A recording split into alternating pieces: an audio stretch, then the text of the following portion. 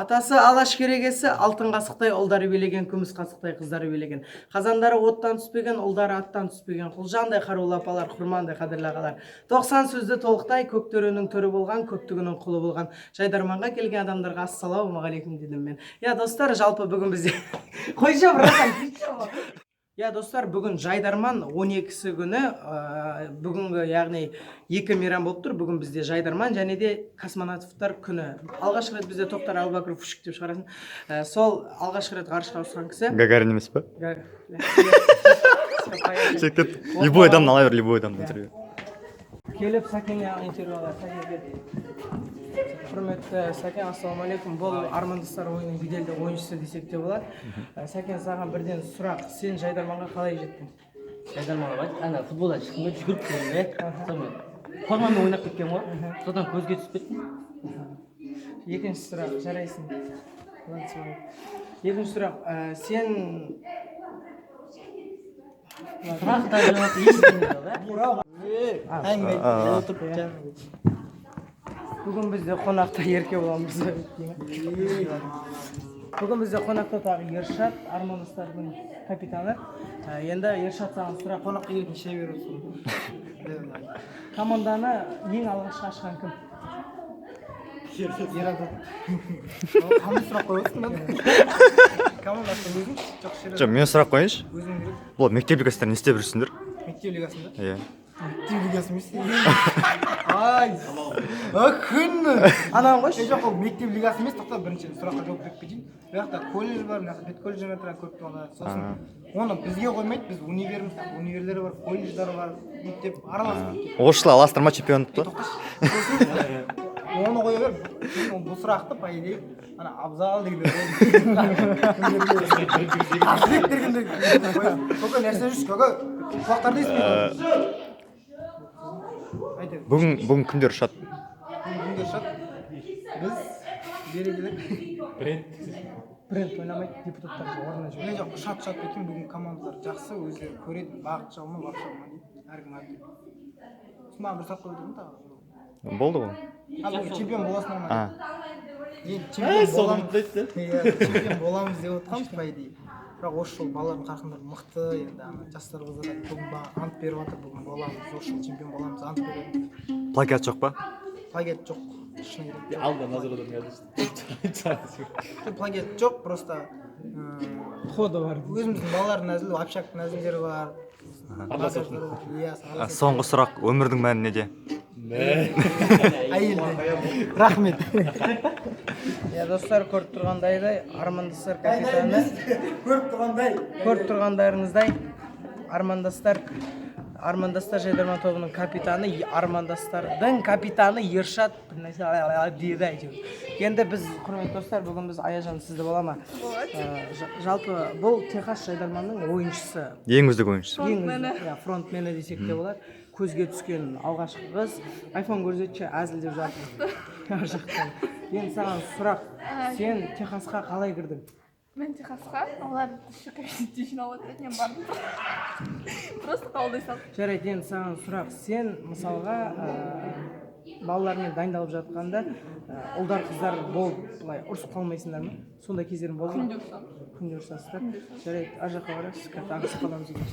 Я достар, бүгін әдейі біз 15-ші мектептің атын шығару үшін 15-ші мектептің қыздарын жалпы Меруерт, Гүлсезім, Олжан және де Перу. Ахмери. Олар бүгін бізде би билейтін болады. Да, ну. Так что қолдауға Фигураларына қараса бірдей, бұлар бірдей де, инкуатордан шыққан сияқты. Да, достар, енді Көзайым капитаны, Капитан емес, мен қолтық шашы, лицосы Ахмериден сұхбат алады.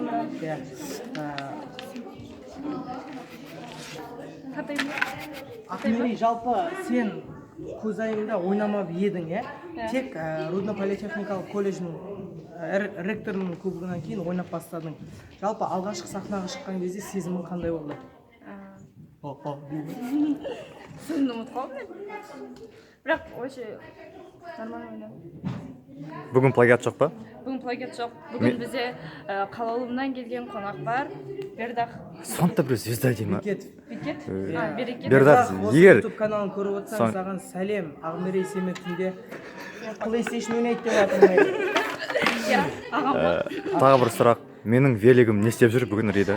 Потому что бізде бір әзіл бар, и сенің велігің реквизит. Мынау не қылып жүр екенін білмейміз әйтеуір. Тола қыздардың арасында. Осыдан бір нәрсе шығады. Сотталып кетіп жүрме 8 жылға. Мәке. Бүгін бізде бәріміз осындай киіп алған боламыз, достар. Бәріміз ақ, 15-тің бәрі. Мәке, енді сізге сұрақ бердім. Сіз жалпы өмірде мені ең алғаш көрген кезіңіз. амбалы ғой кезінде. Hello, it's me. Ладно, сізге екінші сұрақ қойсам бола ма? Болмайды. Сіз былай уақыт келе, сіз сөзіңіз жоқ болып бара жатыр, сол неге деп ойлайсыз? В общем, бізде командада бүкіл кешке мына ойыншыға тығылады. Өйткені үздік ойыншыларға осыған көмектесеміз біз. Көмектесе жалпы. Бүгін бізге айтпақшы спонсоровать еткен Тимур. Ау десе аузы бар, күн десе қарны бар, братан. Енді сізге сұрақ қойып, сіз жалпы бізге костюмді бергеніңізге өкінбейсіз бе? Мен өкінемін. Мүлдем өкінбеймін. Енді қыздардың қол жасасын Мүмкін сәтінше болып, Енді сізге сұрақ. Бүгінгі ойында көбікті кім алады деп ойлайсыз? Бірінші орынға өтетін команда. Бүгінгі ойында кубок жоқ. Бірінші орынмен өтетін команда мен үшін Техас. Техас? Кім ұшады? Кім ұшады? Техас. Әзілдейді, кезінде ардагер жайдарманшы болған Тимур Абилхан. Кеткенді. Ссылкасын астына салып қоямыз. Кетіп түс. Займ КВН командасының ойыншысы. Жалғыз айғыры. Иә, жалғыз айғыры десе. Не қойсам екен саған, не сұрақ қойсам екен? Өмірдің мәні неде? Көбісі маған андай сұрақ қояды, қыздардың арасында жүрген қиын ба? Сол Сол қыздардың арасында жүрген саған қиын ба? Әр кезде әртүрлі. Әр кезде әртүрлі. Өйткені қыздарда андай күндер болады дейді да, сондай күндер болады дейді бірақ та. Месячный тың дегенді қосасың. Хорошо. Жалпы, Асылжан, сен өмірінде жалпы жайдарманға деген көзқарасың қандай? Жайдарманға деген көзқарасым. Сен бұл ойынды не үшін ойлайсың? Хайп үшін ба, или шынымен де халықты күлдірту үшін ба? Қырту лицо үшін ойнайды. Хайп қоймайсың ғой ешқандай да? Жоқ, ешқандай хайп. Бердақ емессің ғой? Все. Бердақ. Өзім наурызымдамын ғой. Наурызымда өзім тоже ойнап жүрдім. Олда ойнап жүр. Жақсылық қызы сіз бара берсеңіз. Нұрсұлтан сұхбат алайық сені. Жоқ еке. Ассалаумағалейкум. Бүгінгі достар, мынау Теміртау құрамасының мен есекпін деген Сібірға 2 рет шыққан 2 қыздың арманы болған жігіт Нұрсұлтан. Жалпы Нұрсұлтан, саған сұрақ, жайдарманға қалай жетті? Нормально жеттің бе? Қақпаған жоқсың ғой? Енді сіз, мен естуім бойынша Теміртау қаласында сіз басқа командамен ойын көрсетесіз. Ал осы ойында қандай ойын көрсетесіз? Сол. Жоқ, қандай командада ойнайсыз Теміртау қаласында? Бесарыс командасында.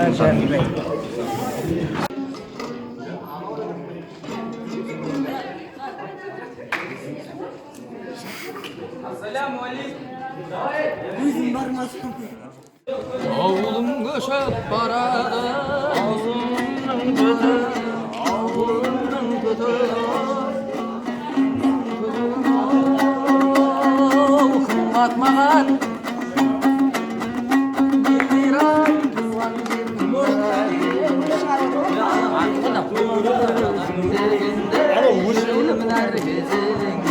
бір сезім тулап барады, жүрегім дүрсіл қарай. Өзің дегенде жүрегімнің бір сезім тулап барады, жүрегім дүрсіл қарай. Мейрам күлен емейсің, мына где? Бәрімі тұрмайды, Ейді. өмірлік сәт, жаңбыр жау, бәрімі тұрмайды, сол өмірлік сәт есімде қалмайды. Шудың бойында сені іздедім.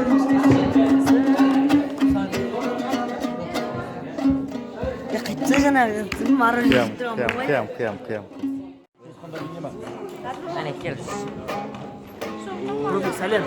Қостанай, сәлем. Қарағанды, Теміртау.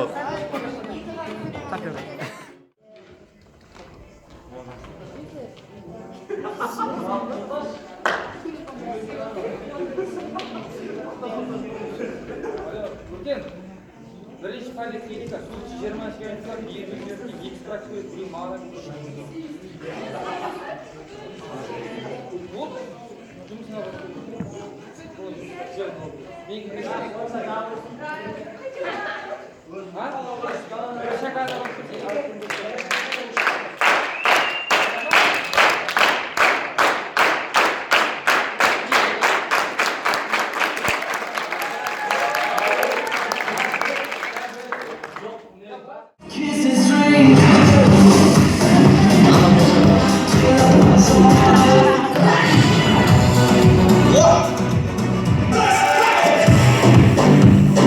Обычно, короче, командалар. Камера не қойш? қой ғой.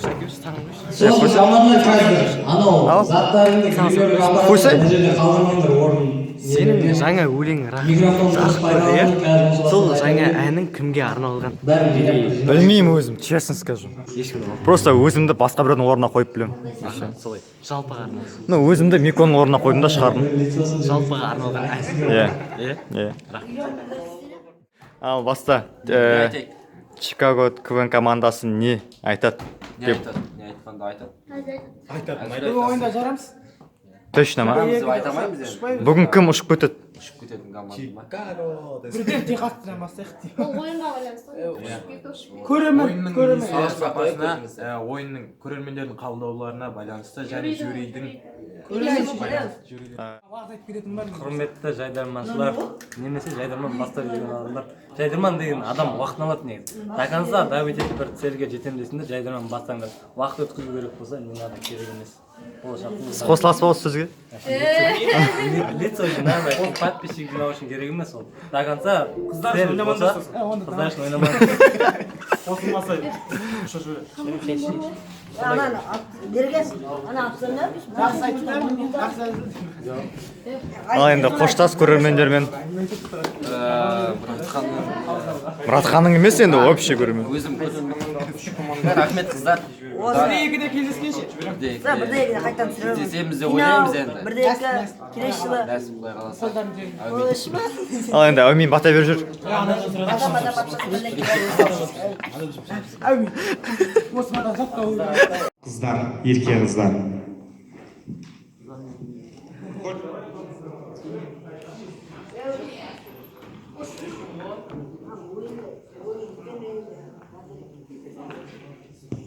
Ребят, второй канал, пожалуйста, прибавьте немного.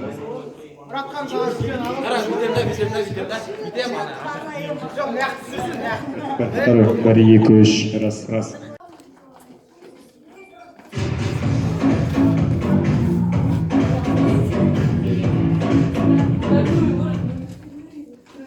Түсіріп ба? Мен жылаған жоқпын, қосайды бірінші шыққанда. Кете жүрсің. О. Музыка қоямын дейді. Музыка қоямын, мадя. Ершат! Все. Давай. Бірге сесеш. Мен өзім Тип. Басаң ба? Аха. Ал күйін үстіндеміз. Ойын. Жыртамыз деп отыр мен. Бабычы тақпаймыз. Ненің құрметіне? Сен көрмедіңе плай. Менің құрметіме даже бабочка тақпай жатырынан құраймын. Мынағандар өлі олдым. Сөзіңді қайтып ал енді. Қатемді кешіріңдер. Бала 14 толып ақыл кіріп жатыр кәдімгі. Туған күнім ойпалай. Мына халқым неғып жатыр тойламайын. Бүгін Бәрібір шығады Күн аланы, елден. яғни комментарияға нанын туған күнімен құттықтап кетейік алайын. не нан жақын Сен етемін. сап берер едім өзім ақ. Жаратқанның жаратпағай болғаны. Әуде. Әде. Ал сен Оригиналсың. Сымбат мына балаға ақыл кіріп жатыр. халық илансын саған. Ол жете алмай. Қандай ете өлеңді мен салып алам. Мен сені сағындым, қайда жүрсің бақытым. Мен сені сағындым, қайдасың сен жалғызым. Қайдасың сен жақтым. Жалғызым. өзім сөйлемесем сенбеймін да. Естіліп жатыр ма, нормально? Ау. Че там, ләззат естіліп жатыр ма? На, сцена ақша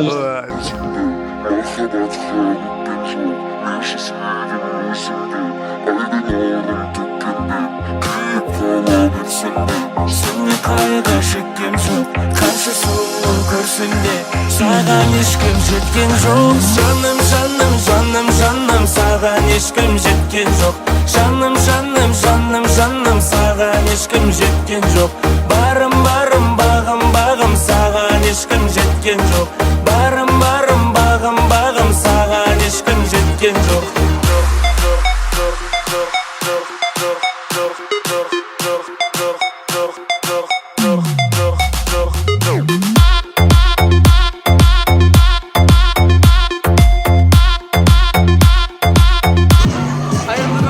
Жайдарман сүйер қауым, бүгінгі 1-4 лайф ойындарына қош келдіңіздер.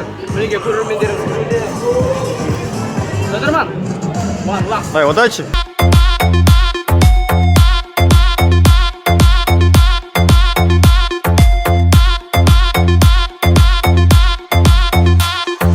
Көзден моншақ тамғанда көңіл қосы самғар деп арманда қап арманда жалғыз жүрген жандар көп не боларын кім білген сенен көңіл қалған жоқ бір өзіңмен бір жүрген жаным менде арман жоқ жаным жаным жаным жаным саған ешкім жеткен жоқ жаным жаным жаным жаным саған ешкім жеткен жоқ барым барым бағым бағым саған ешкім жеткен жоқ барым барым бағым бағым саған ешкім жеткен жоқ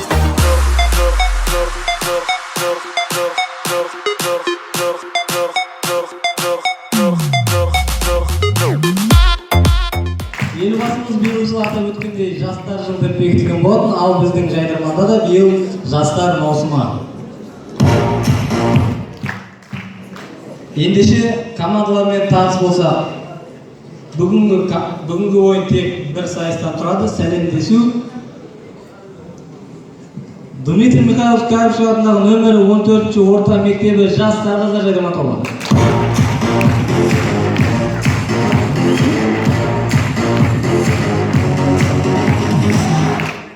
Қостанай педагогикалық колледжі ерке қыздар Жайдарман тобы.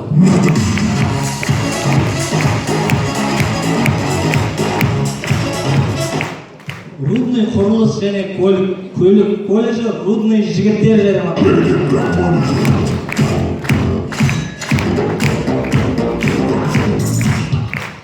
Абырай Алтынсарин атындағы Рудный әлеуметтік гуманитарлық колледжі Болашақ Жайдарман тобы.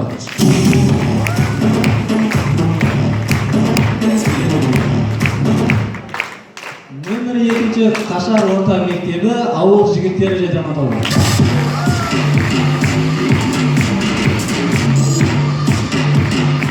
Рудныйдың қонақжай екенін бір дәлелдеп қошеметпен қарсы алайық. Арқалық көпсалалы колледжі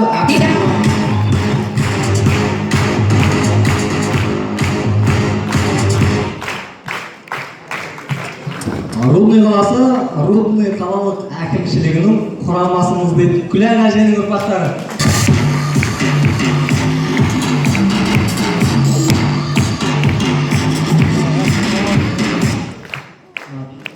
Ыбырай Алтынсарин атындағы Рудный әлеуметтік гуманитарлық колледжі Көзайым Жайдарман тобы.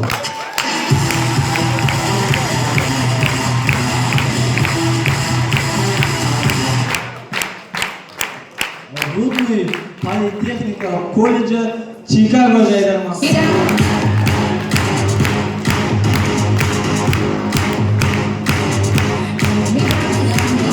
Басынамасы жаман емес, малдар көндіртіп жатыр. Ал енді жанкүйері ең көп топтардың бірі кім? Дұрыс, армандастар десең. Нөмір 19-ші орта мектебі Техас Жайдарман тобы.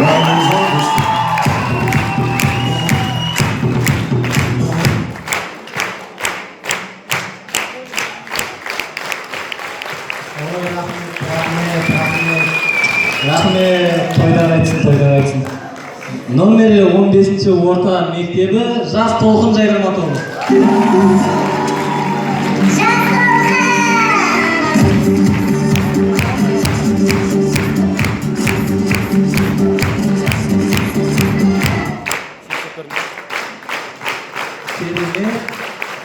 келесі тағы да қонақ топ, жанкүйерлері көп топтардың бірі. Алдымен осылайша біз десеңіз фестивальде бұлар өз жанкүйерлері қуанып кетті деген ойдам.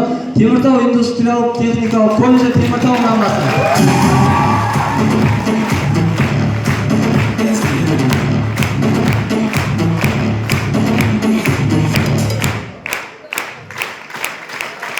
Рахмет.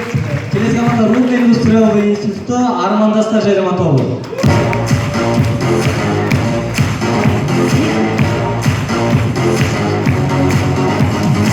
Келесі 14-ші топ Қостанай қаласы Бренд жайдарман тобы.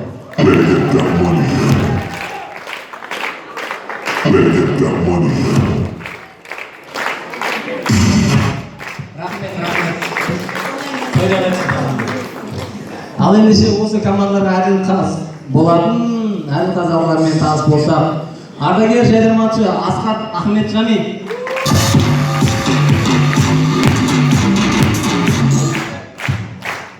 Қостанай облыстық жайдарман филиалының директоры Бәкір Марғұлан ағамыз.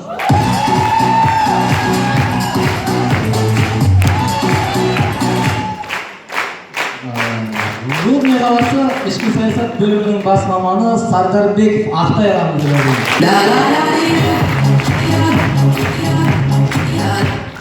Және де бүгінгі ерекше қонағымыз түнгі қала бағдарламасының жүргізушісі әнші Мұхан Ноғаев.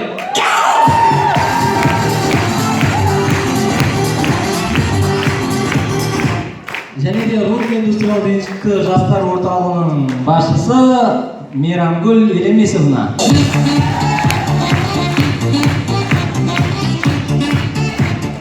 Командалармен және әділ қазалқылармен таныстырып болса, командалар сәттілік.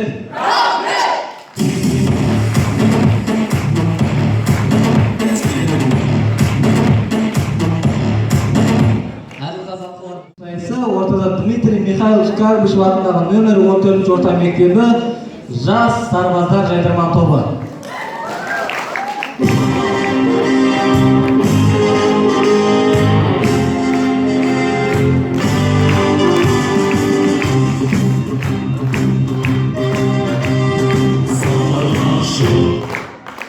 Сендерге алда талай сын бар, бас жүлдені қалайсыңдар? Көрерменге сыйлайтын шын күлкіні жайдармандық достарым қалайсыңдар?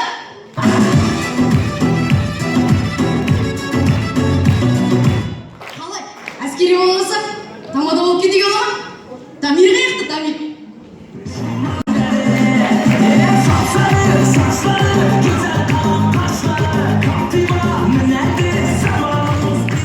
Бүгін айырып тасташ, бүгін халықты көндіріп тасташ. Қап, бұлай теретін мұрза. Зачем мына қызды алғансыңдар? Жүрегімді ауыртып. Айттым ғой саған, ұнамайсың. Жасты көрсең жасты көре бер, бәрібір де ұнамайсың. Я думал, бізді жить не могу. Оказалось, показалось.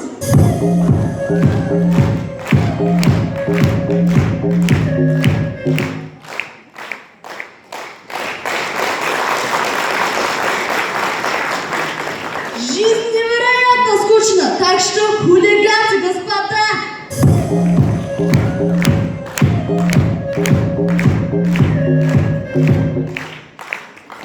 Мен саған қарап, әлемдегі жалғыз сұлу бар екен деп ойлағам. Бірақ ол сұлуды әкем алып қойған.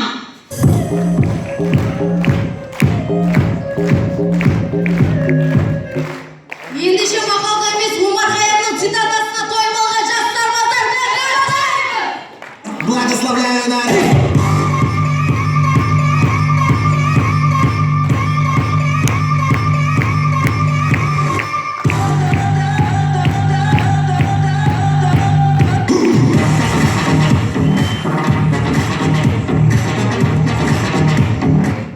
Тамашалаймыз адамды ыңғайсыз жерден танитын жігіт.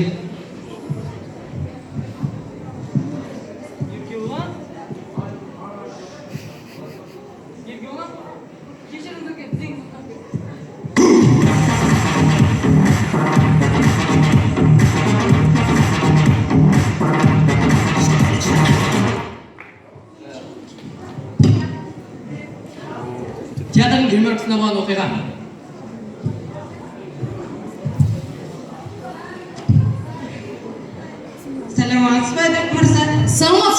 байқадым, бүгін сіз шоусқа шығасыз, себебі сіз сахнаға шығар алдында ішіп шығасыз.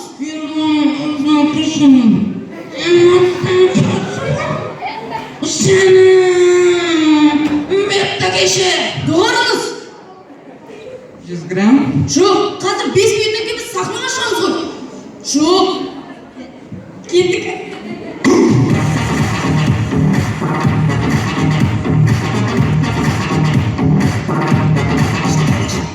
Іскер баяғыда 2 жыл, ал қазір 1 жыл, тіпті 1 ай. Ендеше тамашалаймыз, уақыт өте келсе осылай өтетін сияқты. Әскерге қош келдіңдер сарбаздар. Зен төктір. Давайте.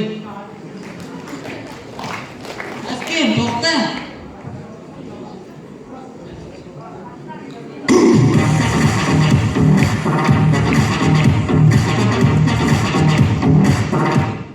Мұғалімдер PUBG ойнаса қалай болар еді, тамашалаймыз.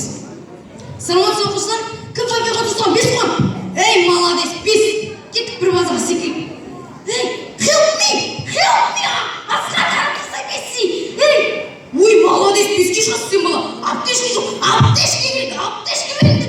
Ей, молодец, сен 90-лыққа 5-ке шығасың. Ей, жүріңдер, директор концертке шақырмады. Ей, кеттік.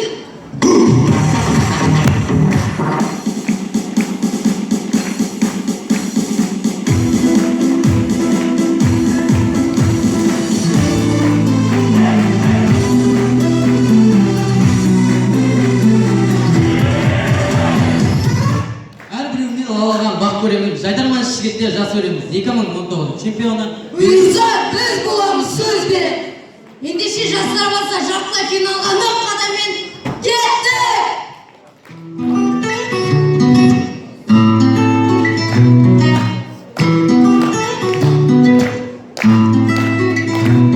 Саналған көзі, көңілдің түзелмесі, біз рәсмеген кезде күлкіден әсер ешесі, жайдырма көрген көңіл, оларға салды өмір, күлге таңдырып шөлім, дұғыл соқсаңыз дейді боламыз.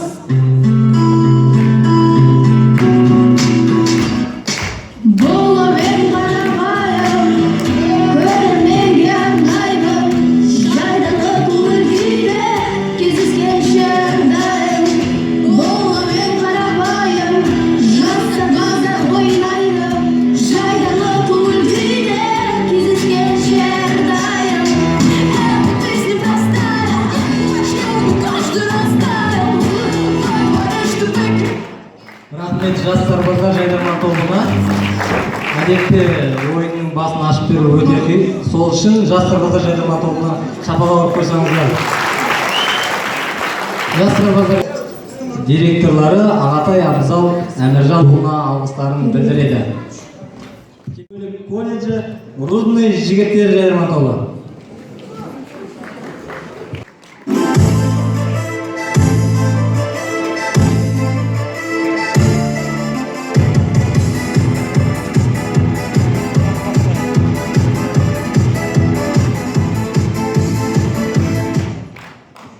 Біздің Рудныйда тым жоқ.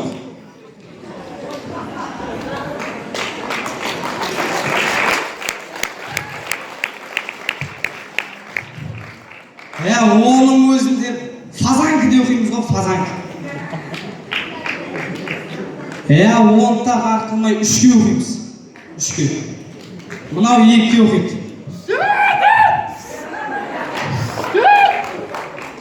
Енді қайтып мақтану керек екен дәмеміз ғой енді. Мынаны мұғалімдер танымайды да. Құр өзінің зачеткасын ғана білді. Әсет. Мен әкім болып кетсем де, қалайма директор куәлігін әкіміміз 2-ге оқып. Мәссаған. Біз адам екенбіз ғой, оказывается, біз армандай алады екенбіз ғой. Жарайды.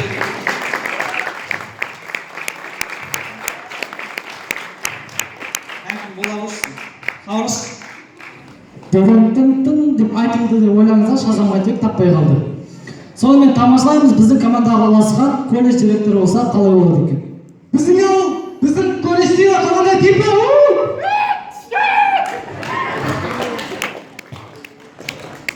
бір дені сау, бір жөні дұрыс әзіл бар ма? Сен өзің бізбен бір апта ойнап, қазір бір сахнаға шығып тұрсың, бар деп ойлайсың ба? Білмеймін, барша кеттік, басқа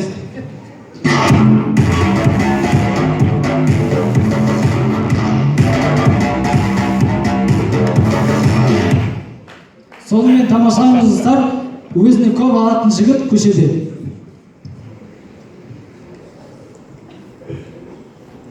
Айбай, мына фигура сатып қой. Ал души, братан.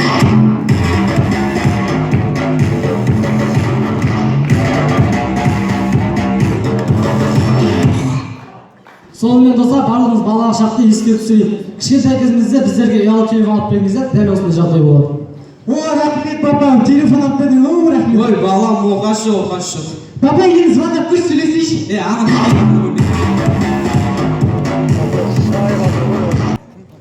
Қыздар екіге бөлінеді. Оны айтып отырғанша көре отырыңыздар. Имя, привет, қалайсың? Привет, қалайсың? Қалайсың, родной?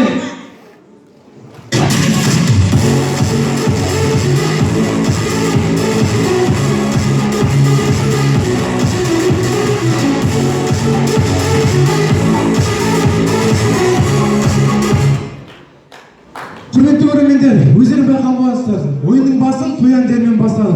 Егер де жайдарманнан ештеңе шықпаса, тамада болуды армандайтын рудный жігіттері, назарларыңызға рахмет.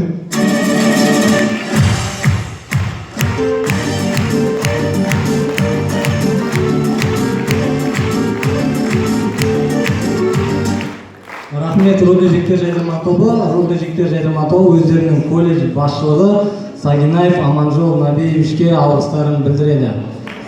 Келесі шығатын топ Абырай Алтынсарин атындағы Рудный әлеуметтік гуманитарлық колледжі болашақ жайдарман тобы.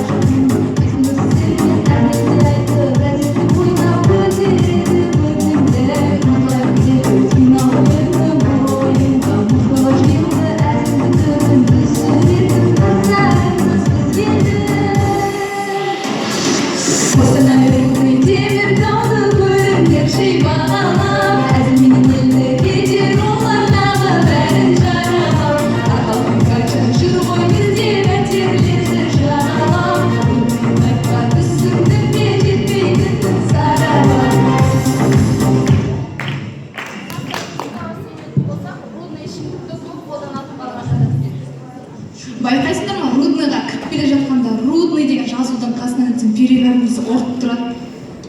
Ол деген Қостанайға кірсең де шығып тұрады, ол деген Арқатқа кірсең де шығып тұрады. Ол не қылса сенің аузыңнан шығып тұр ғой.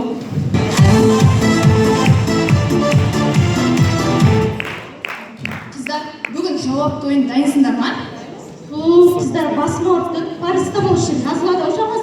Сенікі сор пәшсен жазылатын бас қой.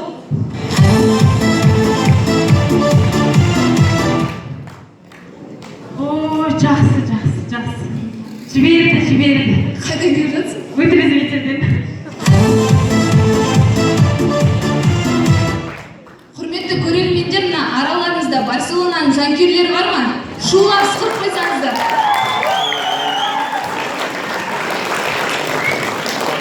Ал енді Реал Мадридтің жанкүйерлері бар ма?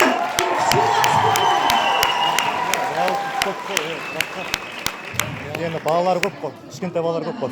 Барселона стадионы Камп-Ноуда гол салса, адамдар қуанған кезде 1-2 балда жер сілкінісі болады екен.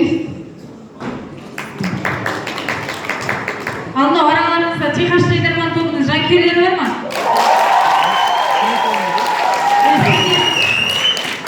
Сендер көп шулай бермеңдер, итарана мектептен подолог қылайын деп бастарға түсіп қырылып қалып жүрмеңдер.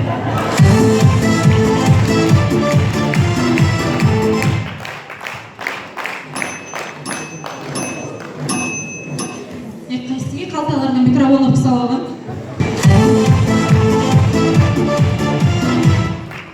Жарайды қыздар, салмақты дүниеде. Мына биыл жазда президент сайлауы өтіп жатыр. Кімге дауысты береміз? Иви, бермей қинаймыз ба, а? Ай, бірақ сен ақыл көмесің ғой, беріп қоясың ау.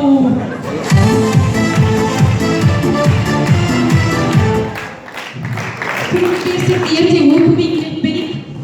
Жалпы қаншадан қатысайын деп жатыр сайлауға?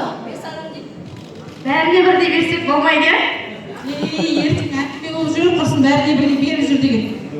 Одан да ойланып келісіп біреуіне берейік әйтеуір. Ертең лақтырып кетпейтіндей болсын бірақ. Басшы болып алып, қаншама ақшаны алып алып, лақтырып кетіп жатқандар көп қой.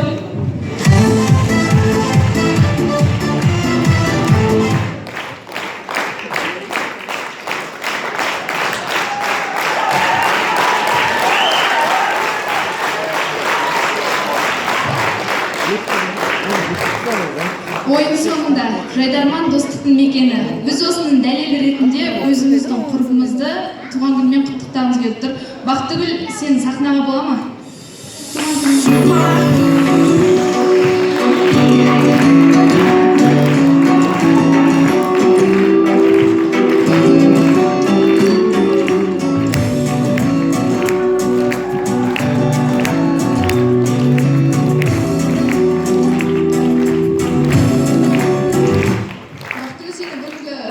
Шын жүректен құттықтаймыз, саған зор денсаулық, мол бақыт тілейміз.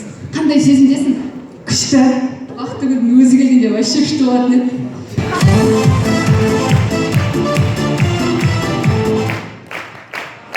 Сіздермен бірге достықты тек қана сахнада ғана айтып қана қоймай, іспен де дәлелдей алатын болашақ құрамасы. Көп рахмет. Сайын Жомарт Қоңырбайұлына алғыстарын білдіреді.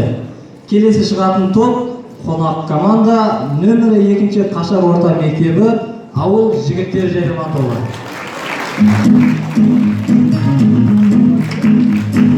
Жайдарманға жетпей, жерлеріңе сенбей, арманға жетуге, жетілерің жетпей, жазасын сезіле, өміріңе сенбей, жабырқама босқа, өз-өзіңе сенбей, авторларың қанша,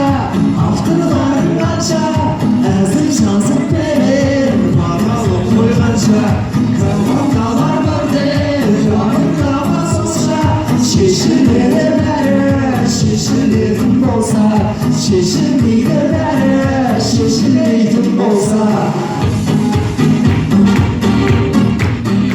Қайырлы кеш, Рудный!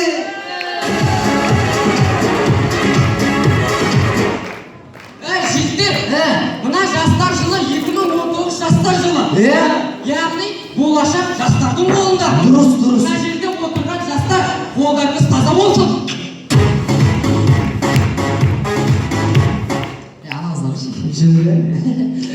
Өйсіз, сахнаға шығып алып өте емес па ол? Анағысы күйеу ағына қараса жыртық жесі күйеу ағылу. Қыздарда ол жыртық жесі деген мода емес па? Модамен ғой. Анау гаман шешпеген. Жігіттер, ол жинастырыңдар, тақырып қандай? Тақырып біздің уақыт. Біздің уақыт болса, айтпаймыз ба? Бір-екі. Қалдан болған. Темекі, Фемида. Қайыр отыр партада, екі қолы қалтада, алпай сауат сұраса, ұйықтап қап масқара. Жағасы шоу.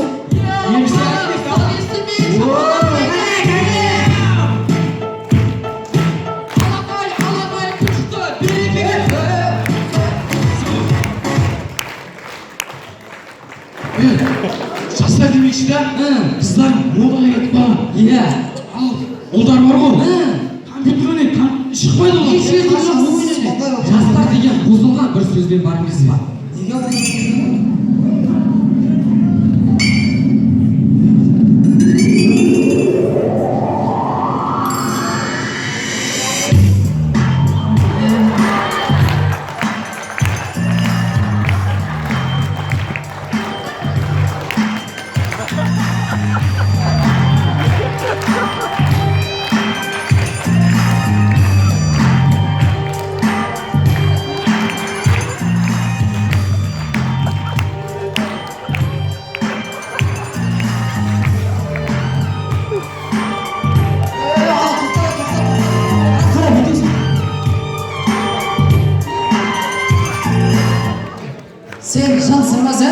Сен ашсың ба?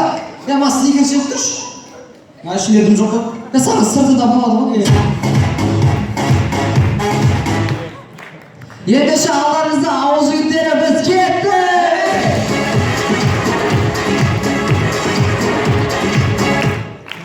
Достар, сонымен тамашалап, отбасыда болған жағдай. Әке, мен алып тастайын. Алып тастайын, мен алып тастайын. Бұл қаулы тұрып қалың ба?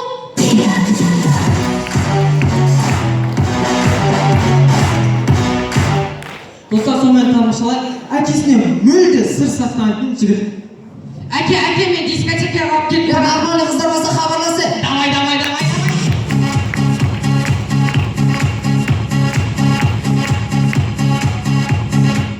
Өмірге бекер келген жігіт.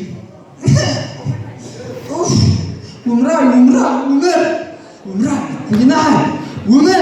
Балам, номер үйде жоқ деп қалды. Өмірге бекер кеттің.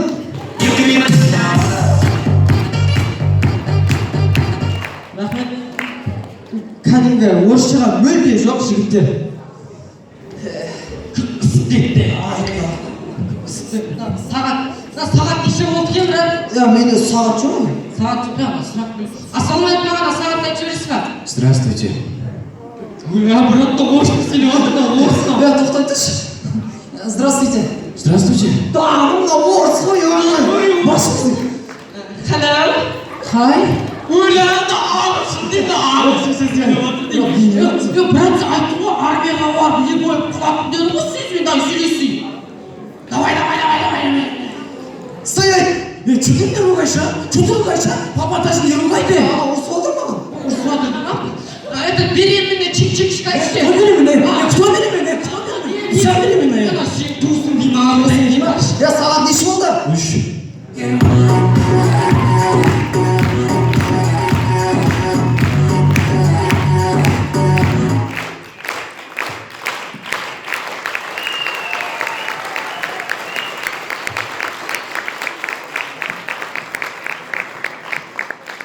Құрметті көрермендер, бүгін 17 сәуір ғарышкерлер күні. Ғарышкерлер күні баршамызға құтты болсын. Құрметті алқалар, біздер ұшып білмейміз. Алдарыңызда болған бастауыш сыныпта оқып жүргенде мұғалімдер, өскенде кім боласың дегенде, ғарышкер деген сөзді мүлде айтпаған ауыл жігіттері. Рахмет.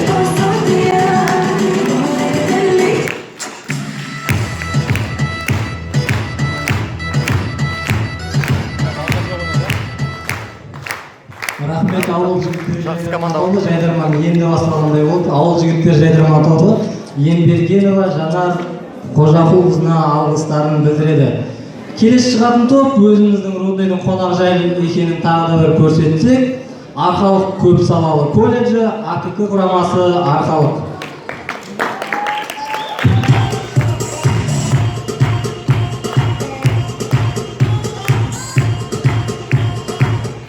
Кесаров Рудный қаласы.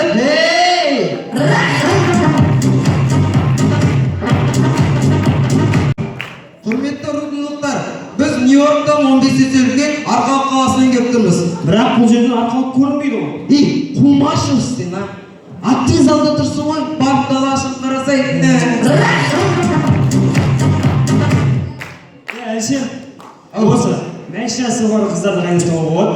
Колесо кезеттен қарасай.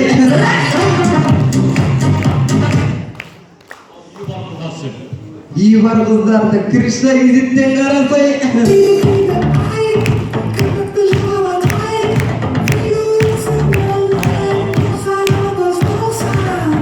Екеуміз осында 190.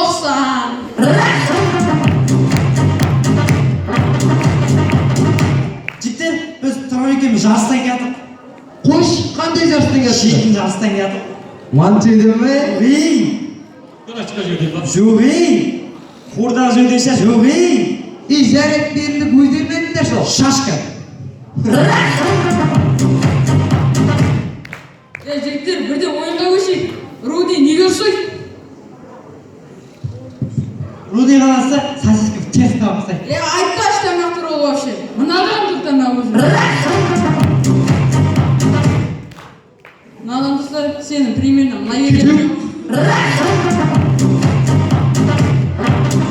Жігіттер, концерт ұйымдастырумен айналысамын. Қаламызға кәмшат жолы бар екен Арқалық қаласына. Сол кісіні жинап алдым, сол кісіні алып алдым да ішіндегі фотоның бәрін ватсаптан лақтырып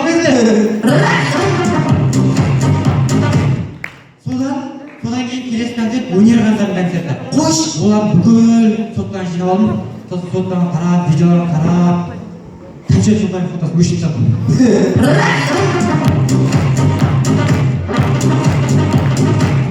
Жігіттер, мен осы андай теманы түсінбеймін да бір. Үлкен кісілер дүкен ашады да кеше оғасын атын оқып қояды. Неге? Дұрыс әже, мысалы біз магазин ашайын деп дүкеннің аты Ерлан. Қомаш сен атын Айдос емес пе? Енді маған папам аңдар барсақ енді.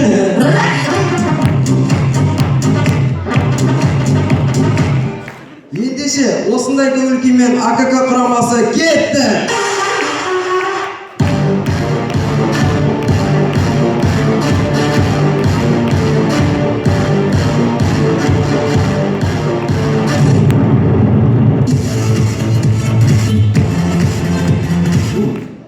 Сонымен көреміз, 48 иті бар ағамыз. Не істейсіңдер? Рекс, ақтөс! Бір сағаттан соң. Фас!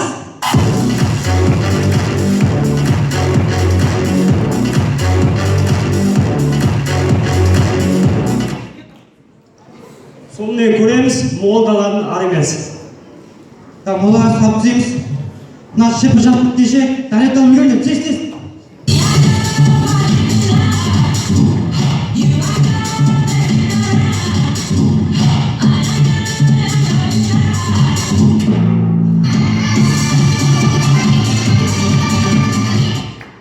Көреміз, Арқалық қаласындағы метро ашылса. Жігіттер, қараңдар қазір мен метро тоқтатамын. Намасты, көз шай, өзін Арқалық екенін көрсетіп тұрғанда метро ойды. Мын жақта кеп.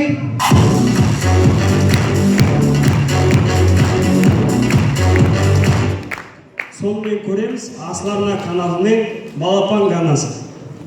Боти, кетті. Маңғарасты, алая. Не деп айту керек достар? Әрине дұрыс. Алая ұрлама күнә болады. Алая ұрлама күнә болады. Шындылай. Боти, енді қайда? Өнер ұрандарының концертіне.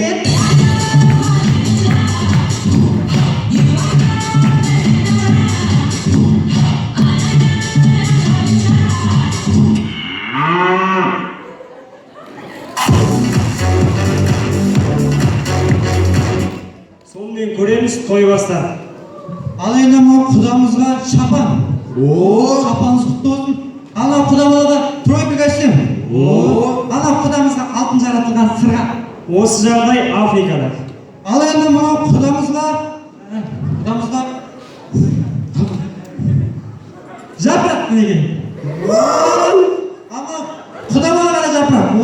Құдашасы жапырақ жүре беріңіз.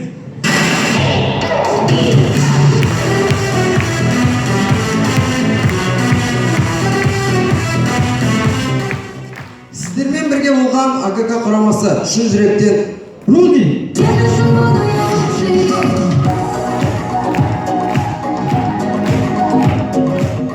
Құрамасына АКК құрамасы өздерінің басшысы, колледж басшысы Оташев Болатбек және де кураторлары Бағжанат Мұхамеджан қызына алғыстарын білдіреді. Келесі шығатын топ Рудный қаласы, өздерінің Рудный қалалық әкімшілігінің құрамасы деп жаздырды, енді көрейік. Күлән әженің ұрпақтары.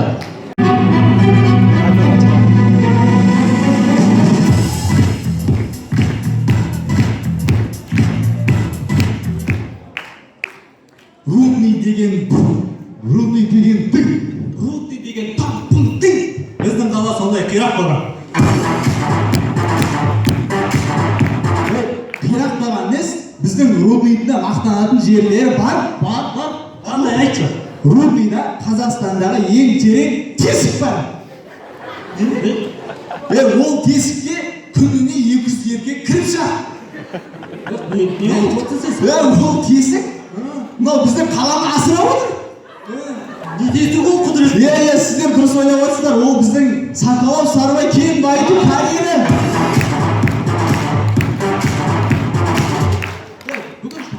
қуанышты жаңалық бүгін деген Техас жайдарман тобындағы Әсет деген бауырымыздың туған күні екен. Ой, шақырайық, Әсет келе ғой. О, Әсет туған күнімен. Ой, бүйтіп жай құттықтай салғаныңыз болмас. Бір торды алып бетінен жабыстырып жіберейік. Салют атай. Жоқ жасамадық па? Давай пышақтап тастайық.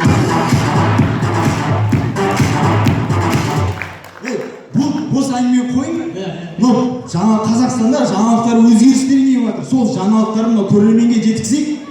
Қойшы қазір сен. Жаңалық, саясат мына жерде. Ары кетсе потолок мына жерден балалар. 2005-2003 балалар саясат айтты. Мен ашпаш. Оларға керек болып. Очо-чо. Чикки, пальчик-прикки ғой. Ото-то-то-то-то. Ары кетсе солға мен сол үшін дайындалып 8 мың қыздары бар ма? Айқайлап қояйық. 8 мың қыздары. Ешкім жоқ па? 2005-тің понятиясына мен түсіп кел. Ой, 19-ында дискотека болады, барасың ба? 19-ында кетті ма? Иә. Барайық, Техастың балалар келе ме екен? Кетті. Ой, кетті онда. Майра, сенде лат бар ма? Неге? Капам жүрді қалып еді ма? Ендеше 2005-тің қыздарына арнайы дұғыланып келіп отырған Күлән әжем ұрпақтары.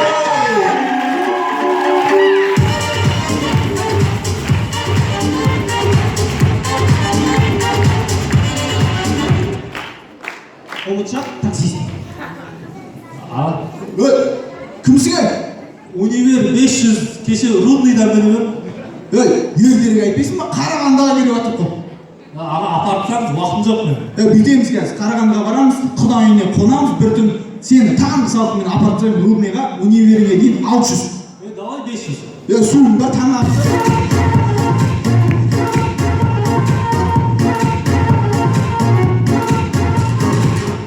Тілдің ұшында тұрған нәрселерді еске түсіріп жүретін орталықта. Анау, айтсын, Джованни Ван Бронхард. Анау сен, білесің, қазір айтсам, өзі оңа дейсің, анау. Инстаграмда болады, анау. Шашқа, Нүсірет. Анау, білесің сен де оны. Көреміз, достар. Көреміз, достар.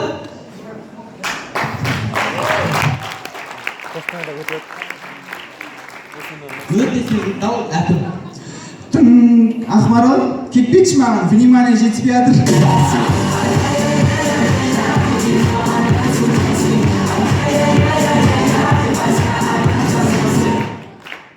Келесіңізді оңыздан алып, сонымен Молданың отбасында. Әке, менің жазғы демалысым бітті.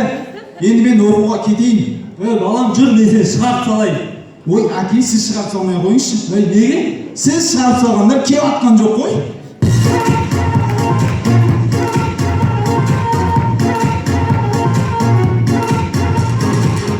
Аялдамада болған оқиға. Ойбай, қандай қыз келе жатыр, ойбай, ана қыздар сай.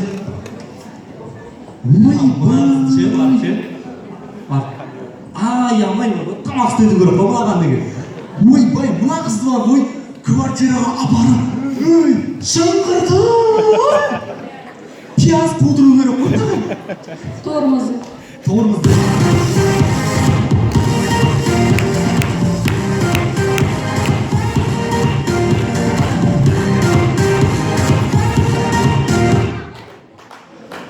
Бүгінгі ойынның тақырыбы біздің уақыт.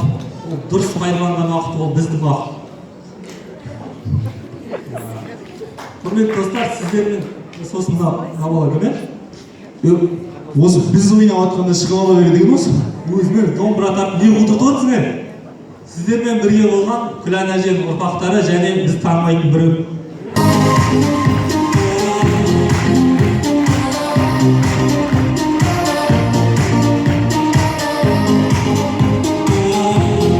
Рахмет Күлән әженің ұрпақтары жайдарман тобы. Жақсы мектептің балалары күліп жатыр кішкене сендерге.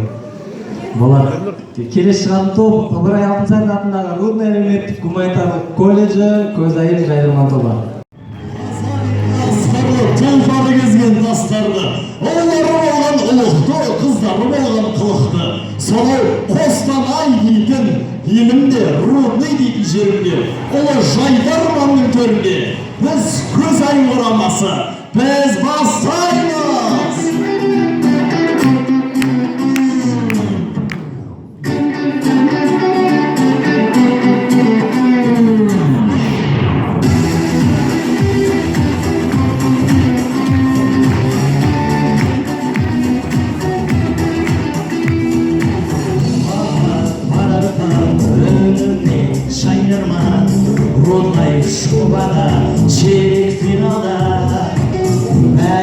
керемет ұқсамаймыз басқаға жайдарман өмір ғажабы. Сағындырып қайта келдік, сәлем!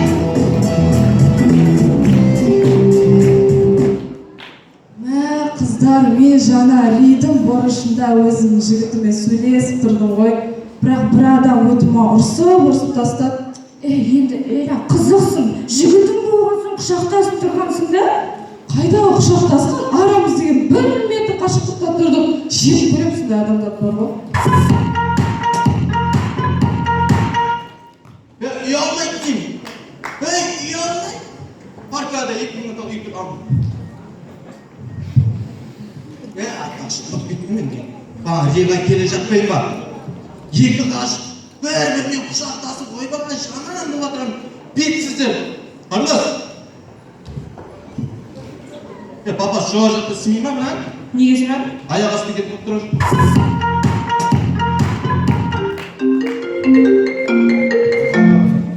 Алло. Кетті ғой, кетті. Жақсы адам еді ғой, бәріне көмектесіп ойбай. Аға жақсы. Кім кетті? Бұраттан армияға кетіп бара жатыр. Енді не істейсіңдер, не болды?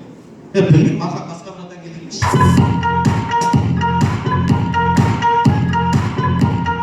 Қыздар айтпақшы меніңді жағында қызың туған күні болды.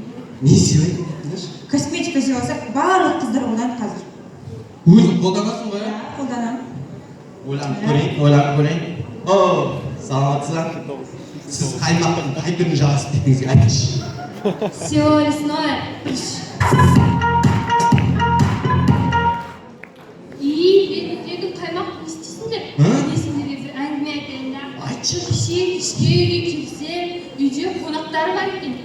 Сол қонақтардың қастарына барып отырдым да. Мама, не тамақ жейін деп жатыр дедім да. Мама айтады, тамақ жемейсің, тұр, дастарханды жина. Мен деген, я дедім да. Тұрып атсам, шетте бір әшіп отыр екен. Сол айтады маған. Келін, пысық, келін да. Қош дедім да, тұрдым да, кетіп қалдым. Болды. Ал қаймағым ашып кетпей тұрғанда біз кеттік. А это опа на новый музон. А если чё не так, за это пардон. Если качать, значит руки выше. Жаным, мынау маған тиіскен. Сен мен қызға тиісіп тұрған. Кетіп тұрған жігітің мынау ма? Сен маған бүйтпепсің ба? Сен маған қолыңды бүйтпе. Сен қолыңды жинапсың, Давай қылшысаңыз, тоқта. Сен қолыңды былай істейтін болсаң, қолыңды былай істейтін болсаң, істеймін ал. қолыңды маникюр жасап ал. Жақсы. Сен мен кім екенін білесің ба? Кімсің? Айтшы. Мен біле білсең, анау жақта. Уборщицамын. Ендеше жігіттер көп сөзбаңдар, қыздарға тиіспеңдер да. Ғалым, біз бастаймыз.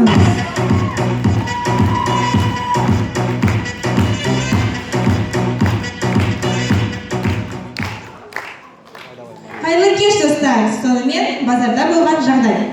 Ет аламыз, свежий еттер. Не ғой, мен бір жерге шығып келем, дәрімді қарай тұршы. Қарай. Дәрі аламыз, ет аламыз, дәрі аламыз, в общем, дәрі ет аламыз.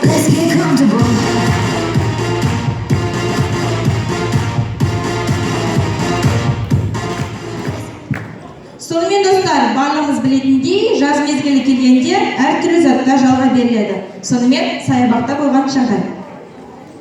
Саламатсыздар. Әйтеуір, көзді жайнап тұр. Не алға келген көрініп тұр отырып. Ал, таңда. Нештеге? 5 теңге сағат. Арзан бізде. 500? Сағат 500 теңге өзі. Сағаты 500 Сағаты 500 теңге, иә. Немене, бәріне арзандап кеткен ма? Иә, бізде сол. Бұлай жақсы. Дені сау, клиенттер алады, жалытса етпейді, мақтап келеді отырып. Лишне айтайын, өзіме ұнайды. Алайын болмаса біреу. Ал тоқта, біріншісі ақшасын бер. Ақша ма? Иә, 500 теңге. Бездаші. Иә, өздері әкеп береді ол.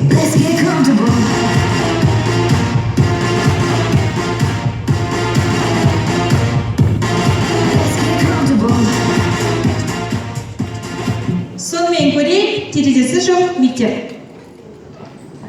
Қайда жүрсіңдер кешігі? Отыр мында, орындарыңа отырыңдар. Не жүрсіңдер? Бүгінгі сабақ Шыңғысхан жаз Шыңғысхан дедіңдер ма? Жаз Шыңғысханның отырарға қалай жаулағанын айтамыз. Отырарды қалай басқанын айтамыз. Түсіндіңдер ғой, иә? Болды, Шыңғысхан отырарға барып, отырардың қақпасында тұрып, айбын! Кешіресіздер, тереземіз жоқ, айып етпейсіздер, енді отырардың алдында тұрып, қақпаның үстінен біреу бүйтіп... Кешірші мені! Деп айтқан, анау дұрыс айтып қосылап. Кейін деген анау Шыңғысхан ашуға бөлініп. Бар, атқыл, заявлениені қайтып алшы деймін. Сабақ бітті ма? Бар, бара беріңдер. Боранбай, кеме дедің ғой саған.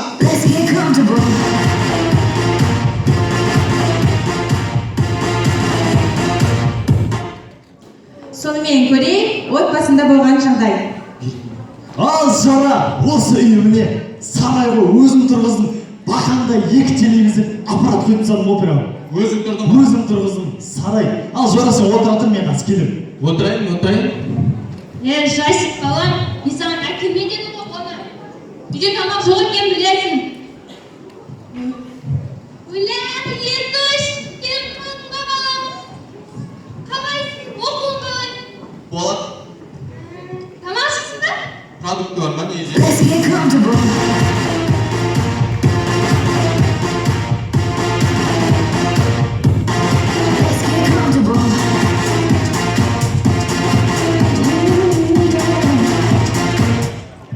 Қайырлы кеш, қымбатты достар. Бүгінгі қалаулының бағдарламасы Астанада емес, біздің Рудныйда түсірілсе қалай болады екен? Мінеке, құрметті көрермендер, телекөрермендер, бүгінгі біздердің қатысушымызға келіп отырған қонағымыз Жасұланның қасында тұрған Толқынай келіп отыр. Доғыл шапалақтарыңыз. Толқынай, қалай бұлай? Жалпы жағдай. Жақсы ма? Үміткердің қарсы алуға дайынсың ба? Дайынмын. Дайын болсаңыздар, ендеше Толқынайдың үміткерін қарсы алайық. Доғыл шапалақтарыңыз.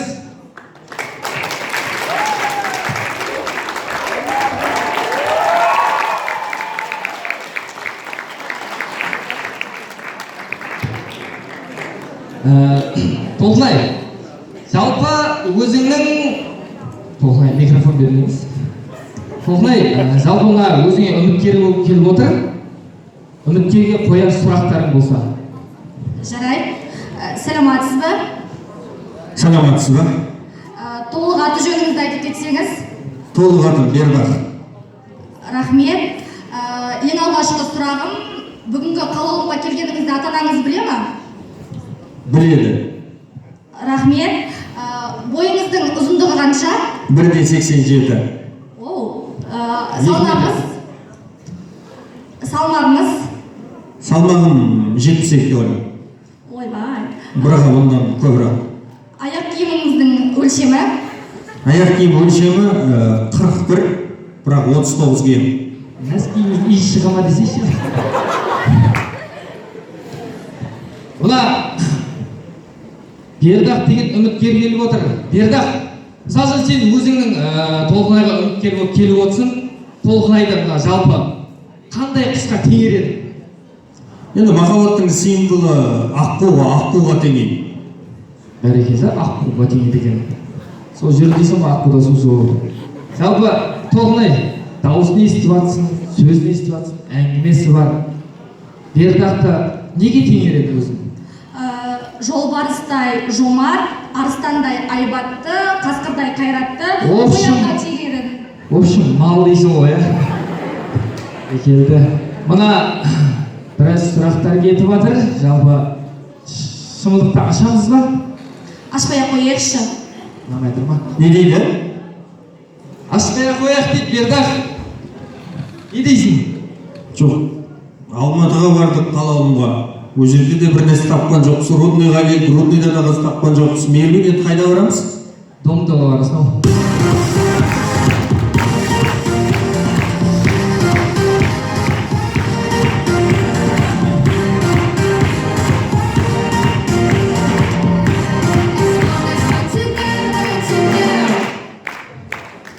Құрметті достар, негізгі мына қалаулым деген қазаққа жат қылып, қай ата бабаң ол сенің телеэфирден барып, өзіне жар іздеген, өзіне әйел іздеген, күйеу іздеген.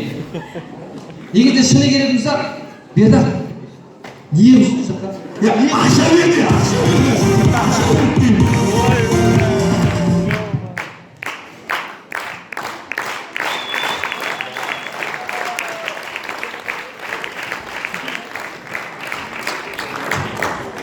Ойын соңында достар, жартылай финалға өту үшін өзінің жұлдыздарын жинап келген көзайым құрамасы. Назарларыңызға рахмет.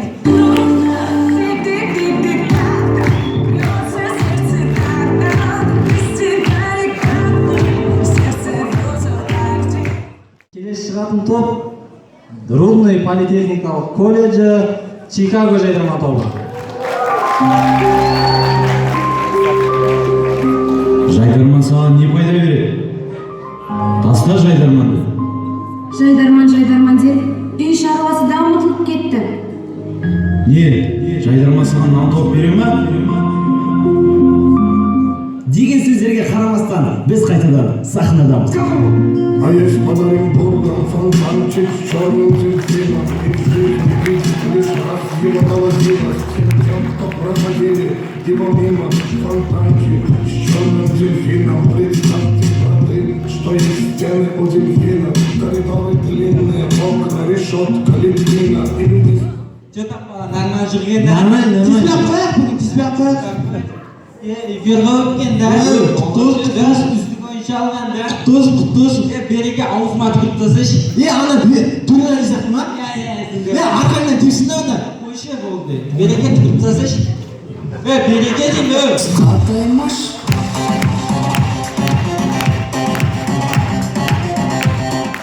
Ассалаумағалейкум, Нұрғатұлы, Қазақстан!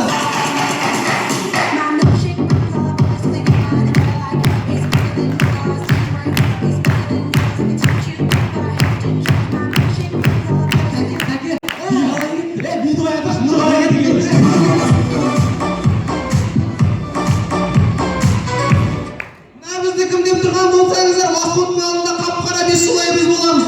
Ағайын, мені аппақ кім деп отыраңыздар, Ленин болам, ассалаумағалейкум. Жігіттер, берекеге чай тыңдап шығады. Ана тақырып сұрашки. Давай. Береге. Чем айтсе бара, не болды? Чем айтсе, өзі көмамыз. Біздің уақыт. Дұрыс, сендердің уақыттарын жазыңдар, молодец, еңбектеңдер, дұрыс. Не қатып кел? Телевизордың командасына ақыл айтқансың.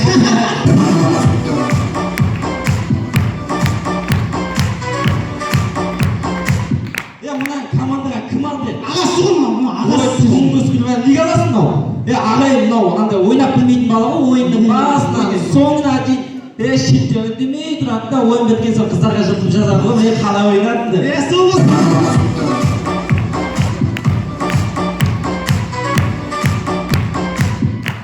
Жігіттер, заявчика туралы әңгіме айтайық. Қойшы өзін айтпаймыз.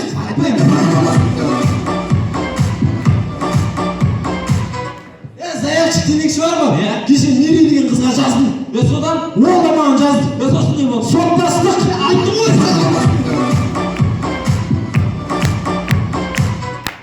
Жігіттер деймін да.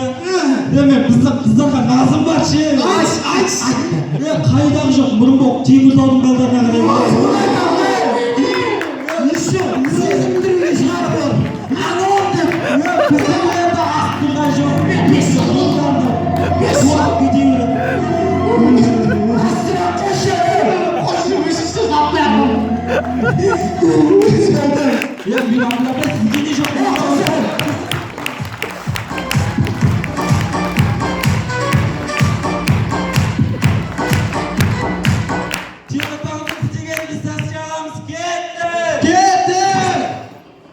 Теміртау, кассет. On my dick because of shit. Okay, now fuck my shit.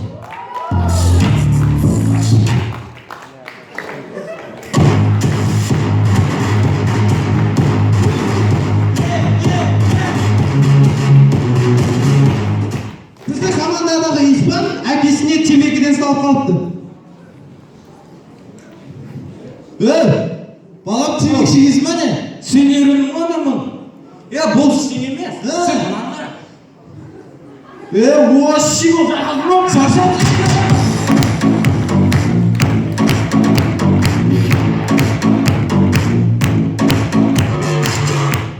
Сонымен көреміз достар, тым клиенті жоқ, палшы. Қоласам, анда-санда жоласам. Тым клиентім жоқ. Брат, алды ойнай аласың ба?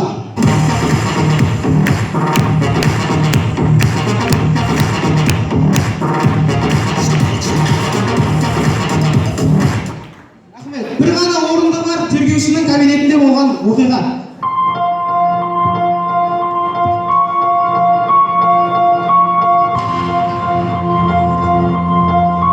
Что там ойнайсың ба енді?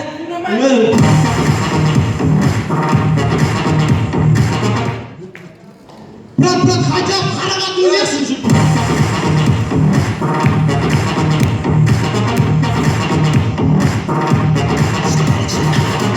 Бәріміз білеміз, жақында ғана жасқанат құс заводы өртенген болатын. Сол өрттен қашқада жатқан екі тауықтың әңгімесі. Қош, содан? Ананың ішінде кім болғанын білесің ба? Бір тауықтың 5 балапаны өртеніп кетті. Құдай бетін аулақ сақтасын. Соны естіген ана тауықтар білесің ба? Митингке шығып жатыр. Шықсын. Анау неге шығып жатқанын білесің ба? Ал 16 килограмм айына жең алатын еді ғой. Соны 21 килограмм көтерсін деп жатыр ғой. Қойшы, оны алу арман. Ол алушы бар ғой, тауық қорағын тексереді. Ана көтерең тексеріп атқан жерін тексеріп. Келеңі мейсін тексереді ғой. Оның бәрі жай. Жас қанат бар ғой, бір қанатын өзгертіп жатыр ғой. Астана!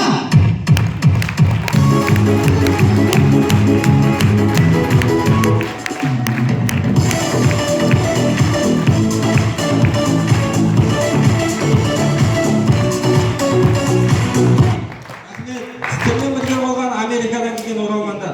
2019 жыл.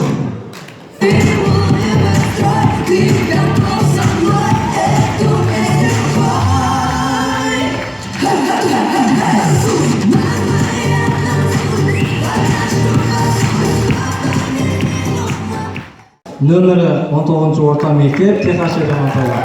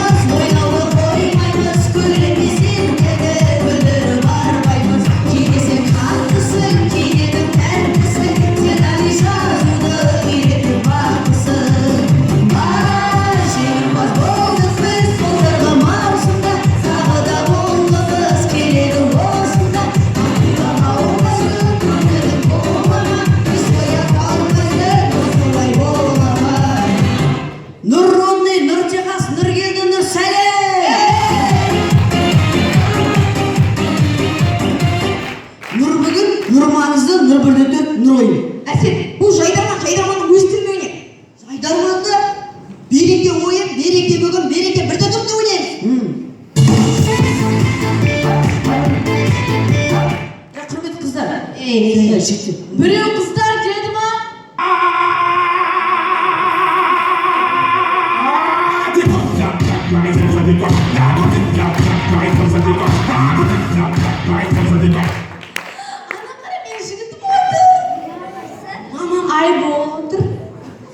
Айбол отыр, Айдос отыр, ана жерде Сәкен отыр, сосын Расыл отыр. Өлә, жігітім бұл қой, бір екеу маған берсе. Роднойларым бұл.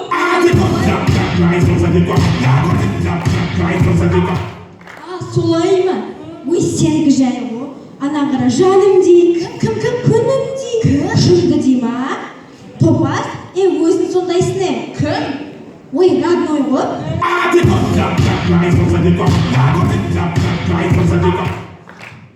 Еш шеттен шығып біздің сценарийдің бұл шытын шығарасыңдар? Қалай екен?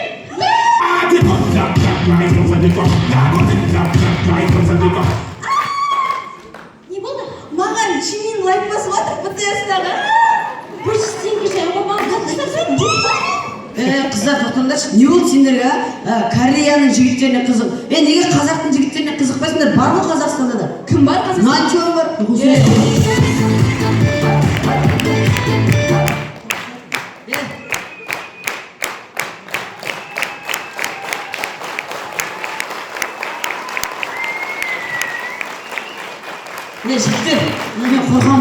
осылар өскенде Кореяға кетіп қала ма деп. Мен де қорқамын. Неден? Осылармен бірге Кореяға кетіп қала ма?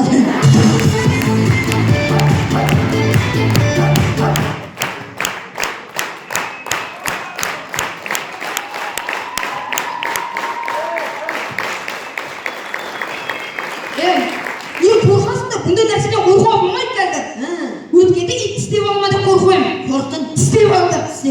Екеуміз массовкадан яқырдан шеттен шыға ма деп қорқып едім. Орындалып кетті ол да. Сол себептен бір жақсы нәрседен қорқамын. Мысалы жақсы нәрседен қорқсақ, мен бірдеңеге өткіземіз әлі қорқам. Брат, қарасай, қорқамыз. Өткіземіз. Сен неден қорқасың? Мен балалар үйіндегі барлық жетім балаларды ата-ана салып кете ма деп қорқамын. Ой, келді. Ендеше дәл осындай көңіл-күйде бірдеңеге өтіп кетеміз ба деп қорқып келген Техас құрамасы біз бастаймыз. Кеттік!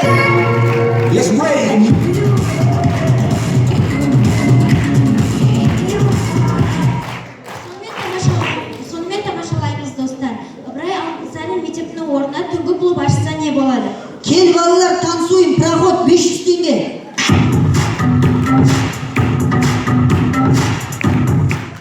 Сонымен көреміз, достар, мұражайда болған оқиға. Міне, өздерің көріп тұрсыңдар. Кешіп қалды. Не ғой? Сіз кешіп қалдыңыз, ана жерден кассадан билет ала қойыңыз, сосын келіңіз. Міне, осы, міне, дәл осы, міне, дәл осы. Анау, назарбек тұрған жер, анау. Сіз анаяқтан билет алып сосын келіңізші ғой. Билет құда міне, осы жерде. Осы қала бірақ, үстіме ағаш өз бақшалды. Міне, дәл осы білем кеше қайғыр. Осы. Дұрыс.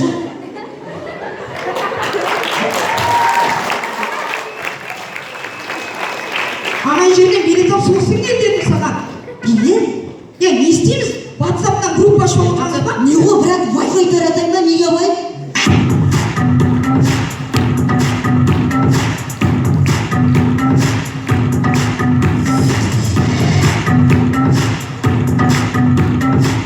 Тамашалаймыз. Әр кезде танысым болса жақсы болады. Дұрыс.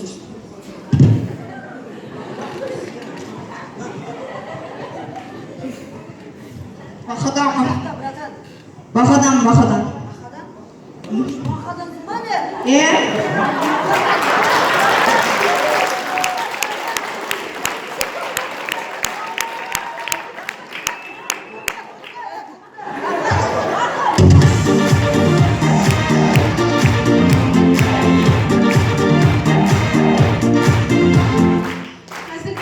Желісінде мектеп оқушылардың төбелесі көбейіп кетті. Сонымен көреміз, дәл сондай жағдай біздің мектепте. Давай, брат, Александр, привет, ор.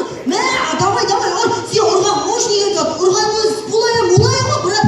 Ержан, вставай, мына 5 балбасын 30-на барсаң, дам демейді ол нәрсе. Ана безен сарыдай отыр ғой, сен дам айтпайсыңдар ма? Ағаш бүттір осы екен.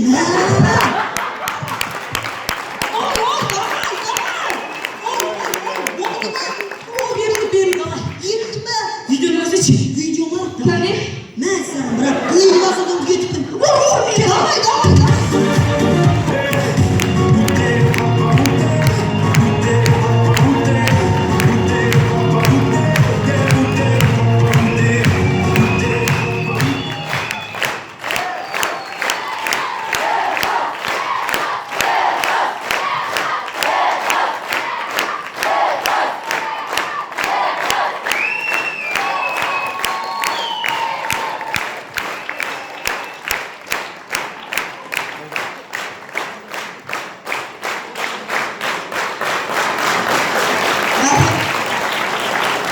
Сіздермен бірге болған, яғни бүгінгі тақырып біздің уақыт. Өзінің уақытын тиімді пайдаланып жүрген Техас жайдармасы. Уақыт барда істеп тастайық. Уақыт барда істеп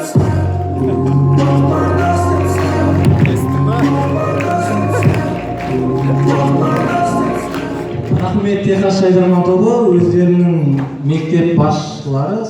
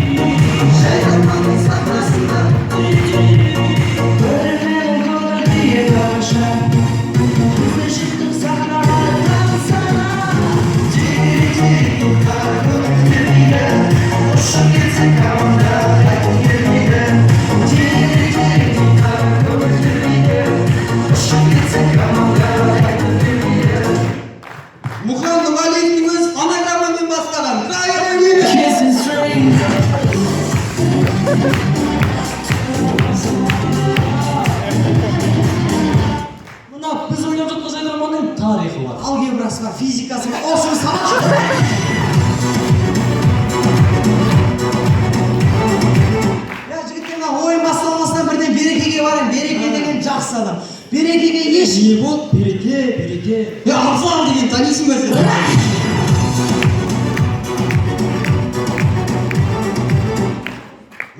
Бірден болашағымызды ойлайық, осы жылы 9-ды бітіреміз. Мейірбек, сен оқуды бітіріп қайда кетесің?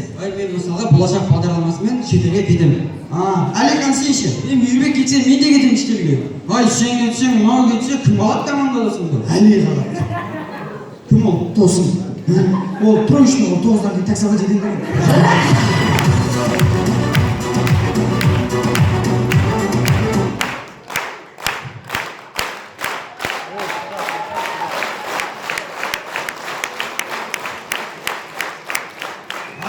Жарайды, 9-ды бітірдің, бірақ бірден жұмыс істеп кете алмайсың ғой, сен колледжге түсесің, одан кейін әскерге бару керек. Сен әскерге барасың ба? Ой, әскерге бармаймын мен. Дұрыс. Сен ше? Әкең бармаса мен де бармаймын. Ой, сен бармасаң, мынау бармаса, кім барады әскерге? Әли барады. Кім ол? Досым. Ол машина бұзылса армияға кетейін деп жатыр.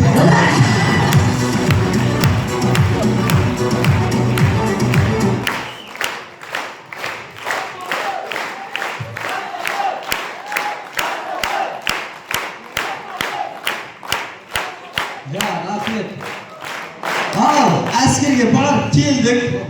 Үйленесің ба? Үйленмеймін. Дұрыс. Сен ше? Мен үйленбесең мен де үйленемін.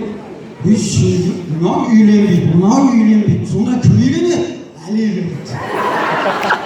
Кім ол? Досым. Таксист емес пе, любой қызды алып қашып кетеді.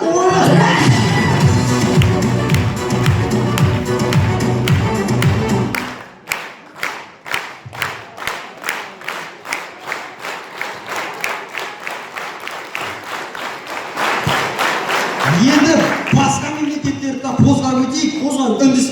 Үндістанда сиырларды құрметті мал деп санайды екен.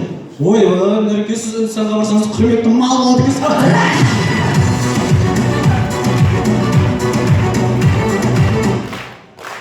Ендеше түштермеген орыстардың сөздерімен бастаймыз.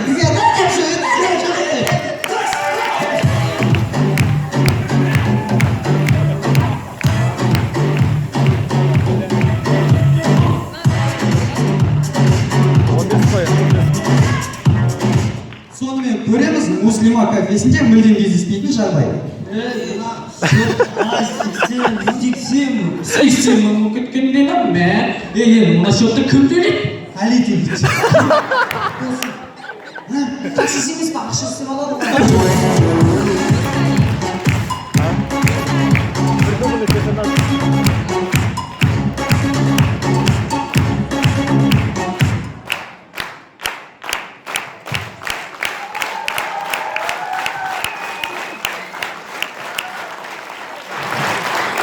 Тайлянды қатты жеген ағамыз үйінде.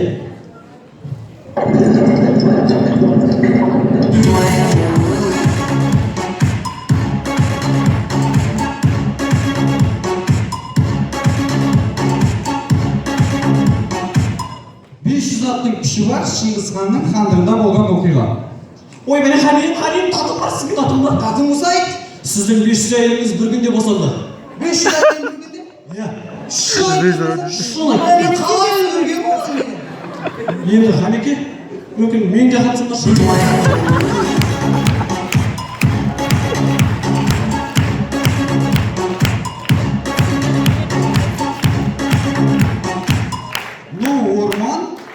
Криминалды оқиға. Джони, лақан тұры сендерді таппай қалады деп ойладыңдар ма? Қайда барсыңдар? Тауып аламыз сендерді. Сендерді таппай қалады деп ойладыңдар ма?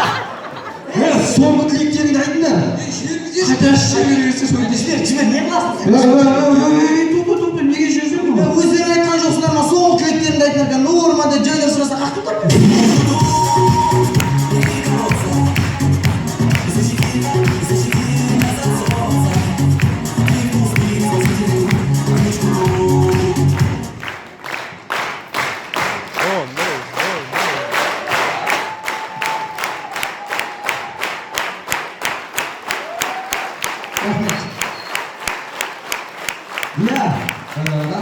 Барлығымыз білеміз, өткен ойында Нұрқасым өз қызына сөз салып шықты. Енді дәл қазір осы ойында сол қызымен айырылыссам ба дейді. Қанеке, қошеметтеп қояйық. Нұрқасым, давай сен қолыңнан давай сен бармайсың. Мына қызбен айырылысу оңай емес, сабал тұрды. Тұр, орныңнан тұр. Жалпы мына алдыңғы ойына саған сақина берген болатын, сол сақинаны қайтып бере аласың. Кезде мамар күттім. Жарлыбек, Нұрқасым қайда? Дилназ? Нұрқасым? Оператор?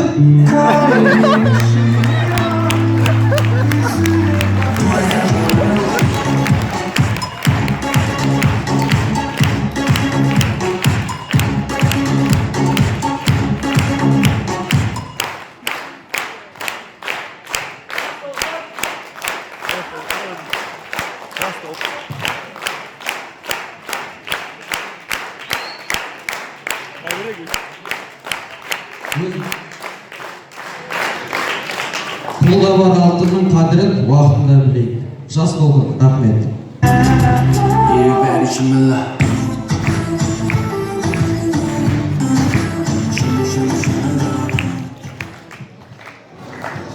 Жас толқын жайдарман тобы өздерінің нөмір 15-ші орта мектептің директоры Нұрмағамбет Қайыржан Рахымжанұлына өз алғыстарын білдіреді.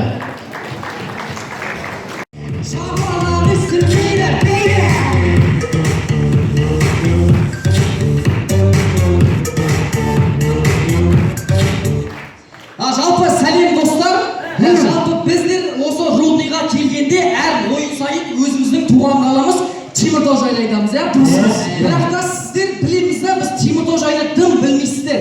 Енді мен осы сахнаны пайдаланып, осы сәтті пайдаланып, Теміртау туралы айтып кеткім келіп тұр да. Айтайық. Қалай түсіндірсем болады мен бар ғой? Қалай түсіндірсем болады да? Теміртау деген мынау сияқты да, мынау. Мынаның түр сияқты да бар ғой. Алихан, сен оны өйтіп кемсімесің? Жоқ, мен бауырым оны кемсіп атқан жоқпын мен. Бұл деген есек та. Өткенді бұл деген бар ғой, алдыңғы ойында есек болып ойнады да, халықтың жүрегінде есек болып қалып қойды, ол есек. Алихан, сен бұл дұрыс емес, кемсіп болады. Нұрсұлтан деген молодец ол, красавчик, симпатичный, квеншік ол, күшті квеншік ол деген Нұрсұлтан деген.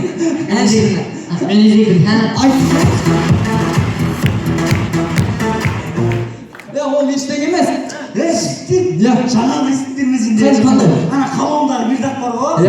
Кеткен қыздар ойнап жүр дейді ғой, көзайыммен. Ай, сол шай ойнай қоймайды ғой. Білемін да негізі сол қайда бар ойнау керек екен.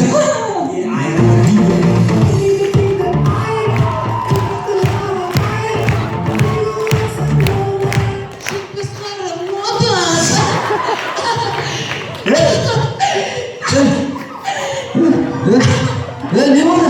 Жігіттер, Бернат қайда? Ол жоқ. Не болды саған? Жігіттер, Бернат оңбаған екен. Мені қалауымға шақырып алды да. Қалауымға барған кезімде шаласы бөлмесіне кіргізді. Мені бұрышқа қарай итерді да. Мама сені көгертіп тастады. Оңбаған.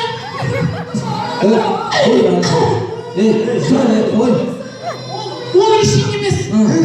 Шаласы бөлмесіне шыққаннан кейін ол маған давай деді ғой. Қойсай, қойсай.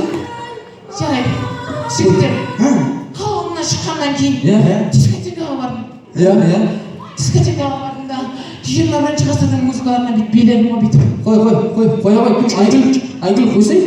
Осы Айгүлда сол сендердің сол қыздардың бар ғой, 21-ші ғасыр заманауи билері, осы ұлдар қауымына тым ұнамайды бар ғой.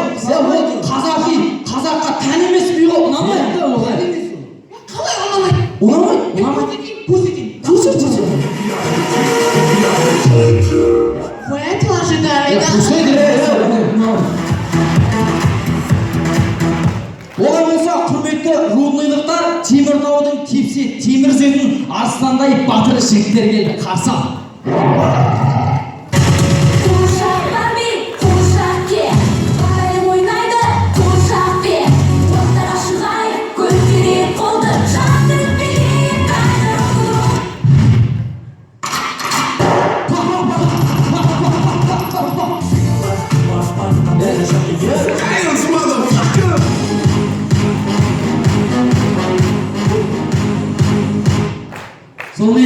достар, бірінші әзіл саябақта болған ұрлық.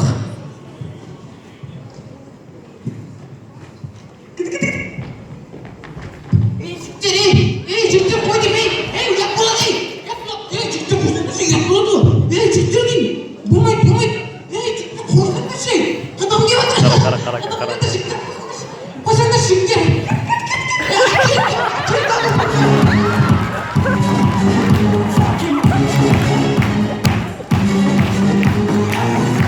Шаға күні оған мердік тұрды.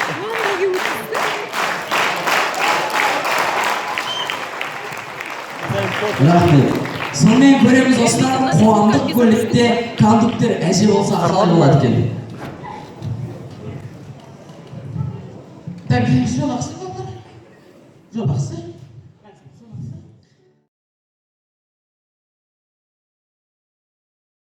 Тұр деймін қанем. Не дейді шөлкін?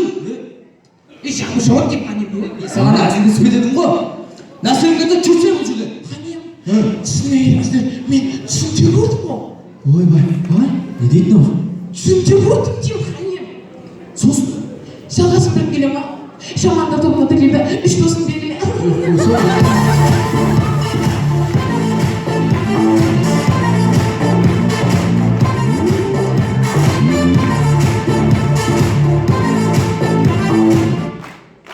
Жалпы, құрметті достар, сөз соңында біз осы жайдарманды ұйымдастырып, осы жайдарманның өтуіне үлкен еңбек қосып жүрген Береке ағамызға алғыс айтсақ деп отырмыз. Олай болса сөз соңында Береке ағаға арнау.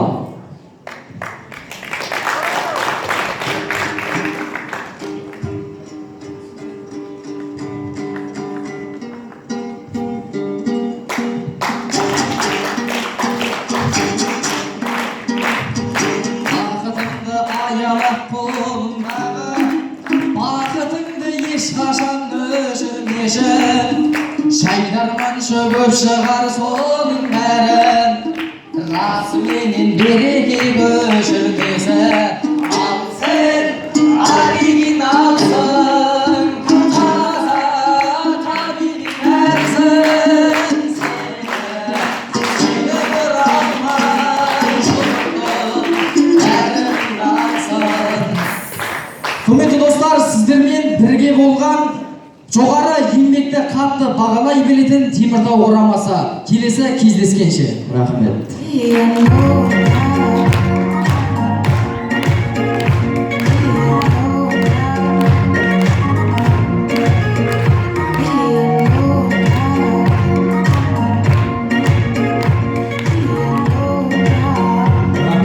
Рахмет Теміртау құрамасы. Теміртау құрамасы өздерін қолдап келген бүгінгі барша көрермендерге алғыстарын білдіреді. Келесі шығатын топ Народный индустриалды институты Армандастар жайдарма тобы. Не істейміз, ағайын бастаймыз ба?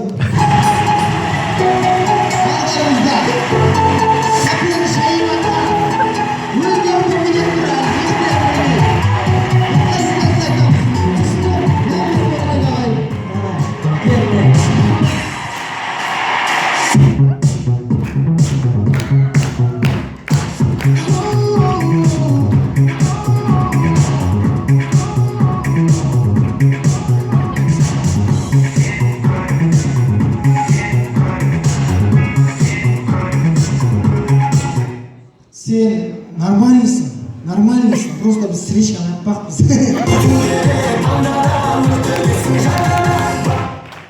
Сосын бізді әртүрлі киім алып демеңіздер, біз 12 жыл мезгіл бар, 12 емес, 4 жыл мезгіл ұқсап киіппен. Мысалы, мынау қара күз, ыстық бір жаз, көктем, қыз. Қалай қыз? Ей, тоқташы, Алло. Tapır. Не дейді? Бірлік бар ма?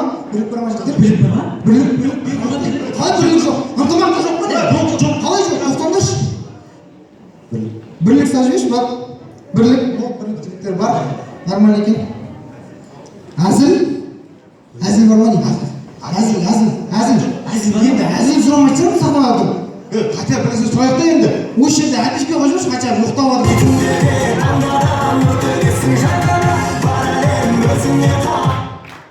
Ассалаумағалейкум ержан. Уағалейкум ассалам. Қайдан боласың брат? Тараздан. Алдында Таразда тоқтап тамақ жегенсің ғой. Таразда жеген болмады бауырым. Сен Таразын айтып жатрсың. Ол Тараз қаласын айтып жатыр. Тараз қала ма не? Тараз қала. Астанаға ма? Ауыс кетті. Алдында бір қызбен жүрген, сол қыз айтты. Қаяқтікі ол? Нұрсұлтанның қызы. Сонда сен жігіті бар қыздармен жүресің бе? Жоқ, атасы бар.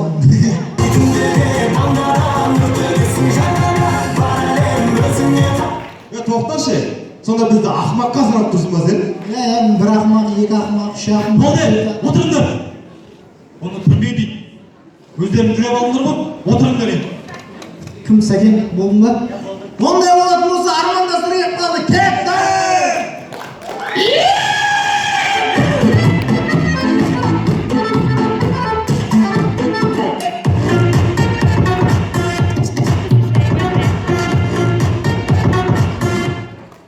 Ақындарға шабыт аяқ асты келіп қалады. Сол шабыт бишілерге келсе қалай болады екен? Мен туралы әзіл десем. Тұрш.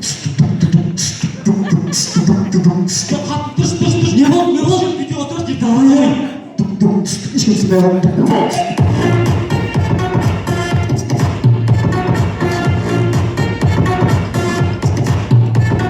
Жалғастырамыз. Осындайда көкелеріміз болады екен.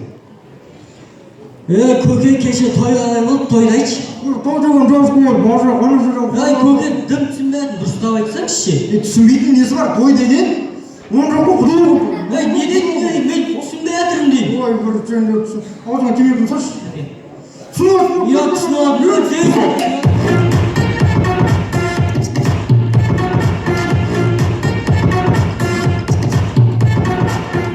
Рудныйдың бұзық көшелерінің бірінде. Братишка, тоқташы. Тиын тебен бір бәле бар ма қалтаңда? Сен, братан, анам қарасай, анетің қаладың да. Ойба, өлді. Бітті анау, айба. Братан, не қарап тұрсың өзі? Қашып кетем деп ойладың ба?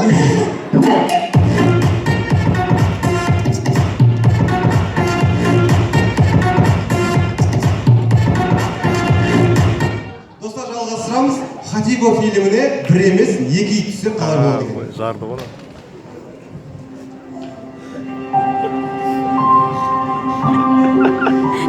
Жара, артықша жұрат. Несе жұрат сабырсап сүйшіне қаламызда осы күйіп кетті.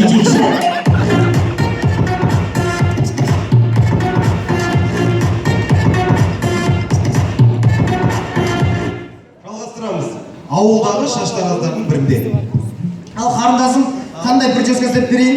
Маған кіші ортасына шишка істеп беріңізші. Шишка? Иә, шишка. Айға қараса. Шишка ма точно? Группаластардың бәрі шишка болған. Жоқ, біреу емес, екеу істеп беріңізші дейді. Кәс. Біреу кішеден қаласың. Екі шишка ма бірден? Иә, күшті қып, ағай, өтіңіз. Точно шишка ма? Ағай, ұрыңызшы! Ұра беріңіз.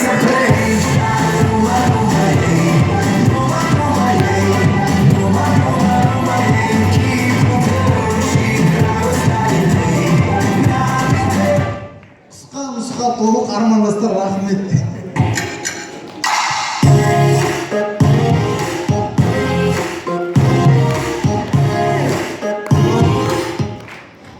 Рахмет армандастар жайдарман тобы. Келесі шығатын команда Қостанай қаласы бренд жайдарман тобы. Қолдап қошеметтеп қойсаңыздар соңғы команда. Vanilla chocolate.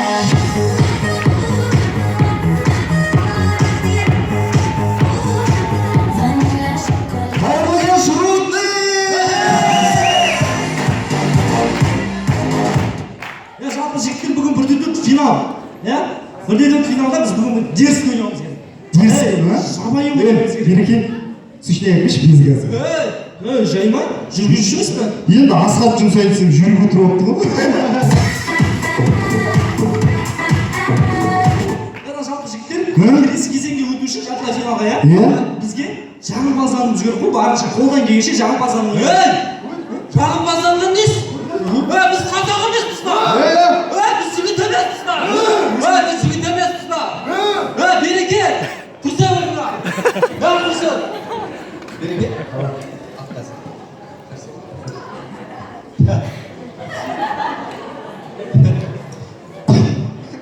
Ей, не ол? Тей! Айттым ғой, трибунаның артында тұрған кезде аяқ киімін шешіп тұрады деп.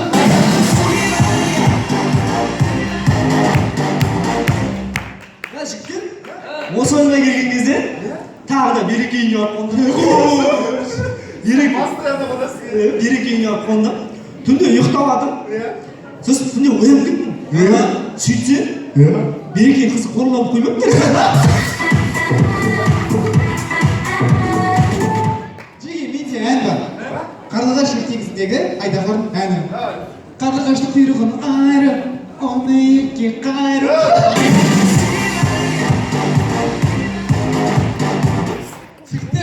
Народный біздің бар ғой, өте қала ғой негізі. Рудный деген ұмттың қала ғой. Рудный деген нәзік қала ғой, мысалы қана мысық. Мысық, иә? Қана күшті мысық, иә? Қорып кетті ғой деймін де.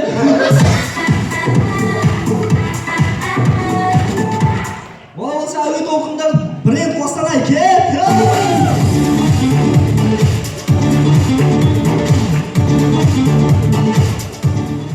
Көреміз, қаладан ауылға атасына жәрдем беруге келген жігіт.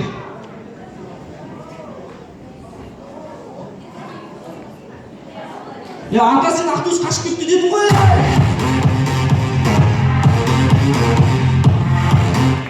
Достар, көреміз, хан ордасында болған өте қызықты жағдай.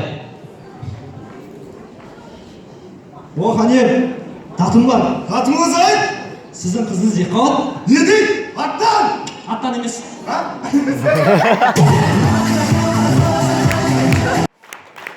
Достар, көреміз, әлемде балалығы қалмаған әкім.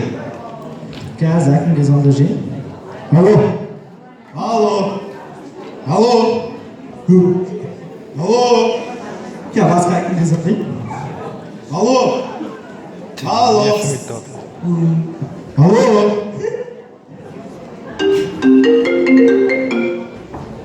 Алло. Алло. Машин. Білттің ғой сен хотел скрытыймен звондамайсың бе?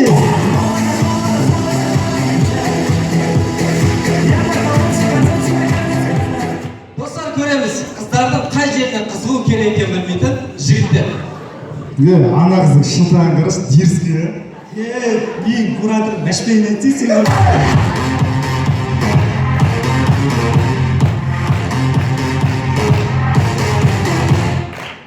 Көреміз, баласына мүлде ақыл айтып білмейтін әке. Әке, әскерге кетейін деп жатырмын. Дұрыс, бақ көл, әскер деген сен отан алдында борышын, мантын, пельменін қазір шеше салып беріп кетесің сосын. Әке, мен жұмысым бар ғой. Жұмысымен сөйлесіп берем, өзім уайымдама деймін. Қызым бар жұмыс жүрген, аяғы olur. Ештеңе етпейді, шешеден ағалап жүрмін ғой, қызына да қараймын мен. Әке, көрмеймін. Жылама, еркек емессің бе? Осы метроға сілдей. Бар әскерге. Еркек боласың сен. Сен батырдың ұрпағы емессің бе? Сен жауынгерлердің ұрпағы емессің бе? Сен амангелдікі емессің бе? Кезінде мен әскерге барғанда білесің бе қалай болған? Әскерге бардыңыз ба әке? Жоқ, барған жоқ. Сіз әке еркексіз. Батырсыз әке.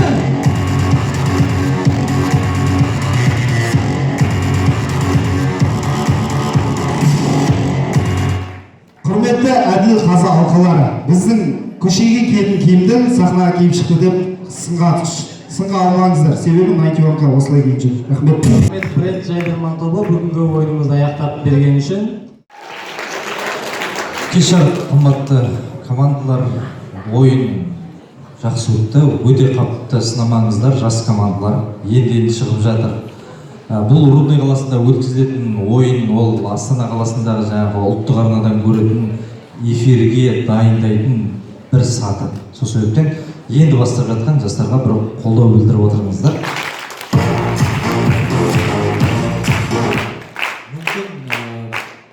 Алдағы бір-екі жылда сол қазіргі ТСО кезет пен бүгінгі кезеттің орнын басатын командалар осы жерде тұрған шығар деген сенім бар. Сол себептен командалар дайындық әрине керек. Ойын үшін рахмет. Енді ойынның қорытындысы бойынша келесі айналымға өткен командаларды мен атап өтемін. Содан кейін береке ойынды аяқтайық. Сосын қалып жиналғандай жиналысты жалғастырамыз. Жақсы ма? Қазылар алқасының бүгінгі мүшелері, сіздерге де рахмет. Жалпы ойынды келіп әділ бағаларыңызды беріп отырғандарыңызға. Мен Ақтайды танымай қалдым. Ақтай аватарымда басқа сурет тұр. Сол себептен мен жай студент бала шығар деп байқамай қалдым. Ренжімеңіз, кешіріңіздер. Сонымен келесі айналымға жолдама алған 14 командадан 7-еуін өткіздік. Жас сарбаздар жартылай финалда.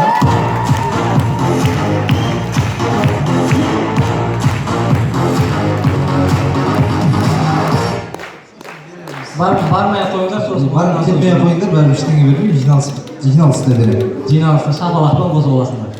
Иә. Одан кейін жартылай финал ойындарында көргіміз келеді ауыл жігіттерін.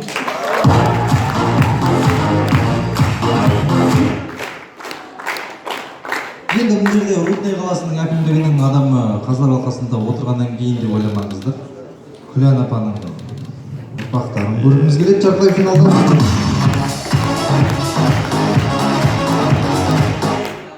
Жартылай финалда Чикаго.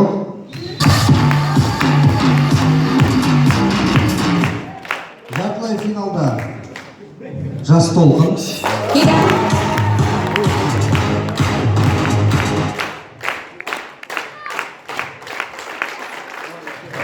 Жартылай финалда Теміртау құрамасы.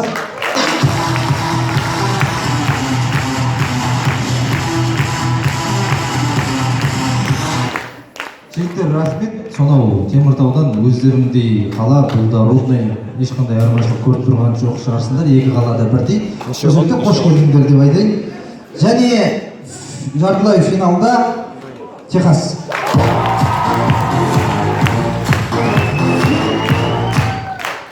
Осы 7 команданы жартылай финалдық сайыстарда күтеміз. Рахмет берген. Жайдарман сайыстарында жолыққанша күн жақсы болсын ағайын.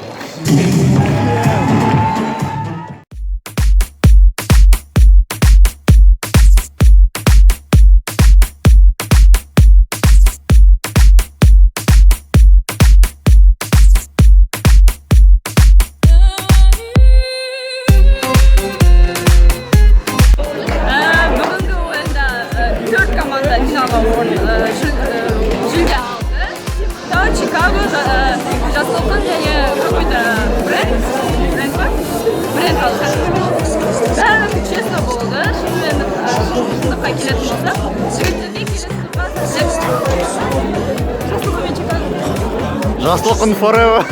Мен кішкентай кезімде жас толқынға фанатпын. Меко айтшы. Мен сендерге жақпын ғой, айтшы. Меко, абырой төгіп кетсе, Меко. Бір школда оқимыз ғой, Меко.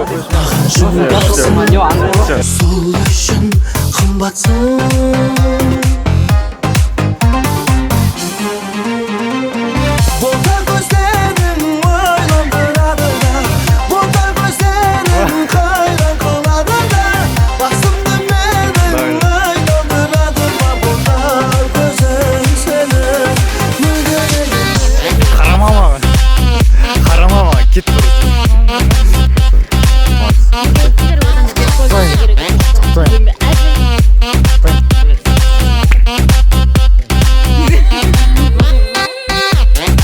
Не айтасыз ойын туралы?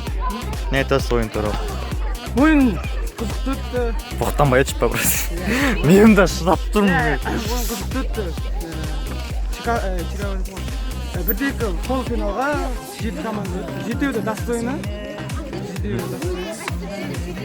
Енді шыққан командалар келесі сезонға дайындалса ол редактураға келмеген командалар болды. Сол үшін. Плагиат алған командалар болды. Көрдік қой, білеміз ғой. Амал жоқтан өткізеді да сол береке аға.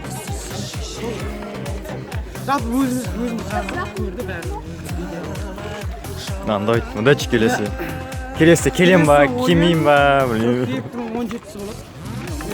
Пятка болмайды. Пятка болмайды. Жақсы көрермендерге 1000 алғыс, келген көрермендерге. Ұрсайшына. Көрермендерге 1000 алғыс. Келесі ойында күтеміз көрермендерге. Жиналып келсеңізде жақсы болады. Рахмет. Типа звезда, ты такой звезда, ты такой выходишь, я тебя снимаю, ну. Не қалай ұшып кеттіңдер? Біз резервтен қайтып өтіп кеттік. Серьезно? Мыналар өтті. Серьезно? Пойдем, Серег, пойдем. Техас формасын қарсы алайық. Берші, грамотаны берші. Ерке қыздар. Все, раб. Удачи, келесі.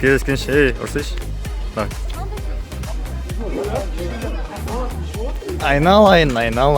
Өтем деді, вот. Өтті ғой. Өттік, ойын өте оңай болды. Бұл ойынға шынымды айтсам бірде-бір ондай қатты әсер болған жоқ. Менің қазіргі әсерім, міне біз ұтып алдық, дипломға. Жалпы мен барлық жартылай финалға өткен командаларға айтарым, тек қана осы беттеріне ешқашан таймаңдар. Пятка ұшып кетті. Оның ұшуын айтайын. Оның ұшуының себебі олар қайсы бетке көзайын ма? Ерке қыздар.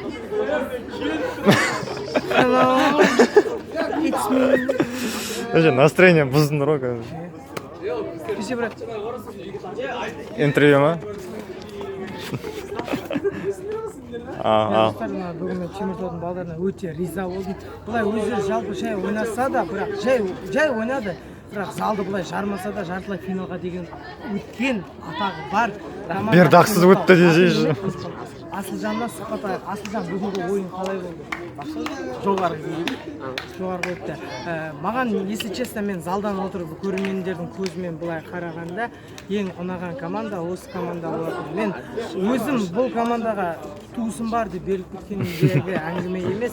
Бұл жерде мен чисто просто уже душа, мен бұларда Теміртауда ойын көрсеткен боламын. Жазда бірлеп барып Ақтөре Асанов деген редактор мені ұрдыған. Әлі есімде. Сөйтіп бар емес пе?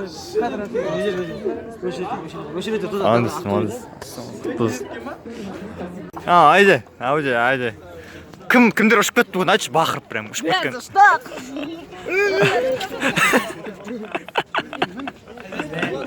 Ұшқанда емес, опыты бар команда, шында да дайындалмайды олар. Если конкретно дайындалса, армандастармен бірін дайындалса, жүріп жібереді. Неткен ол да олар? Жан рахаттар үшін ойнап жүр ғой.Айды, жарты. Тоқына еріңді көрсетсе бейді.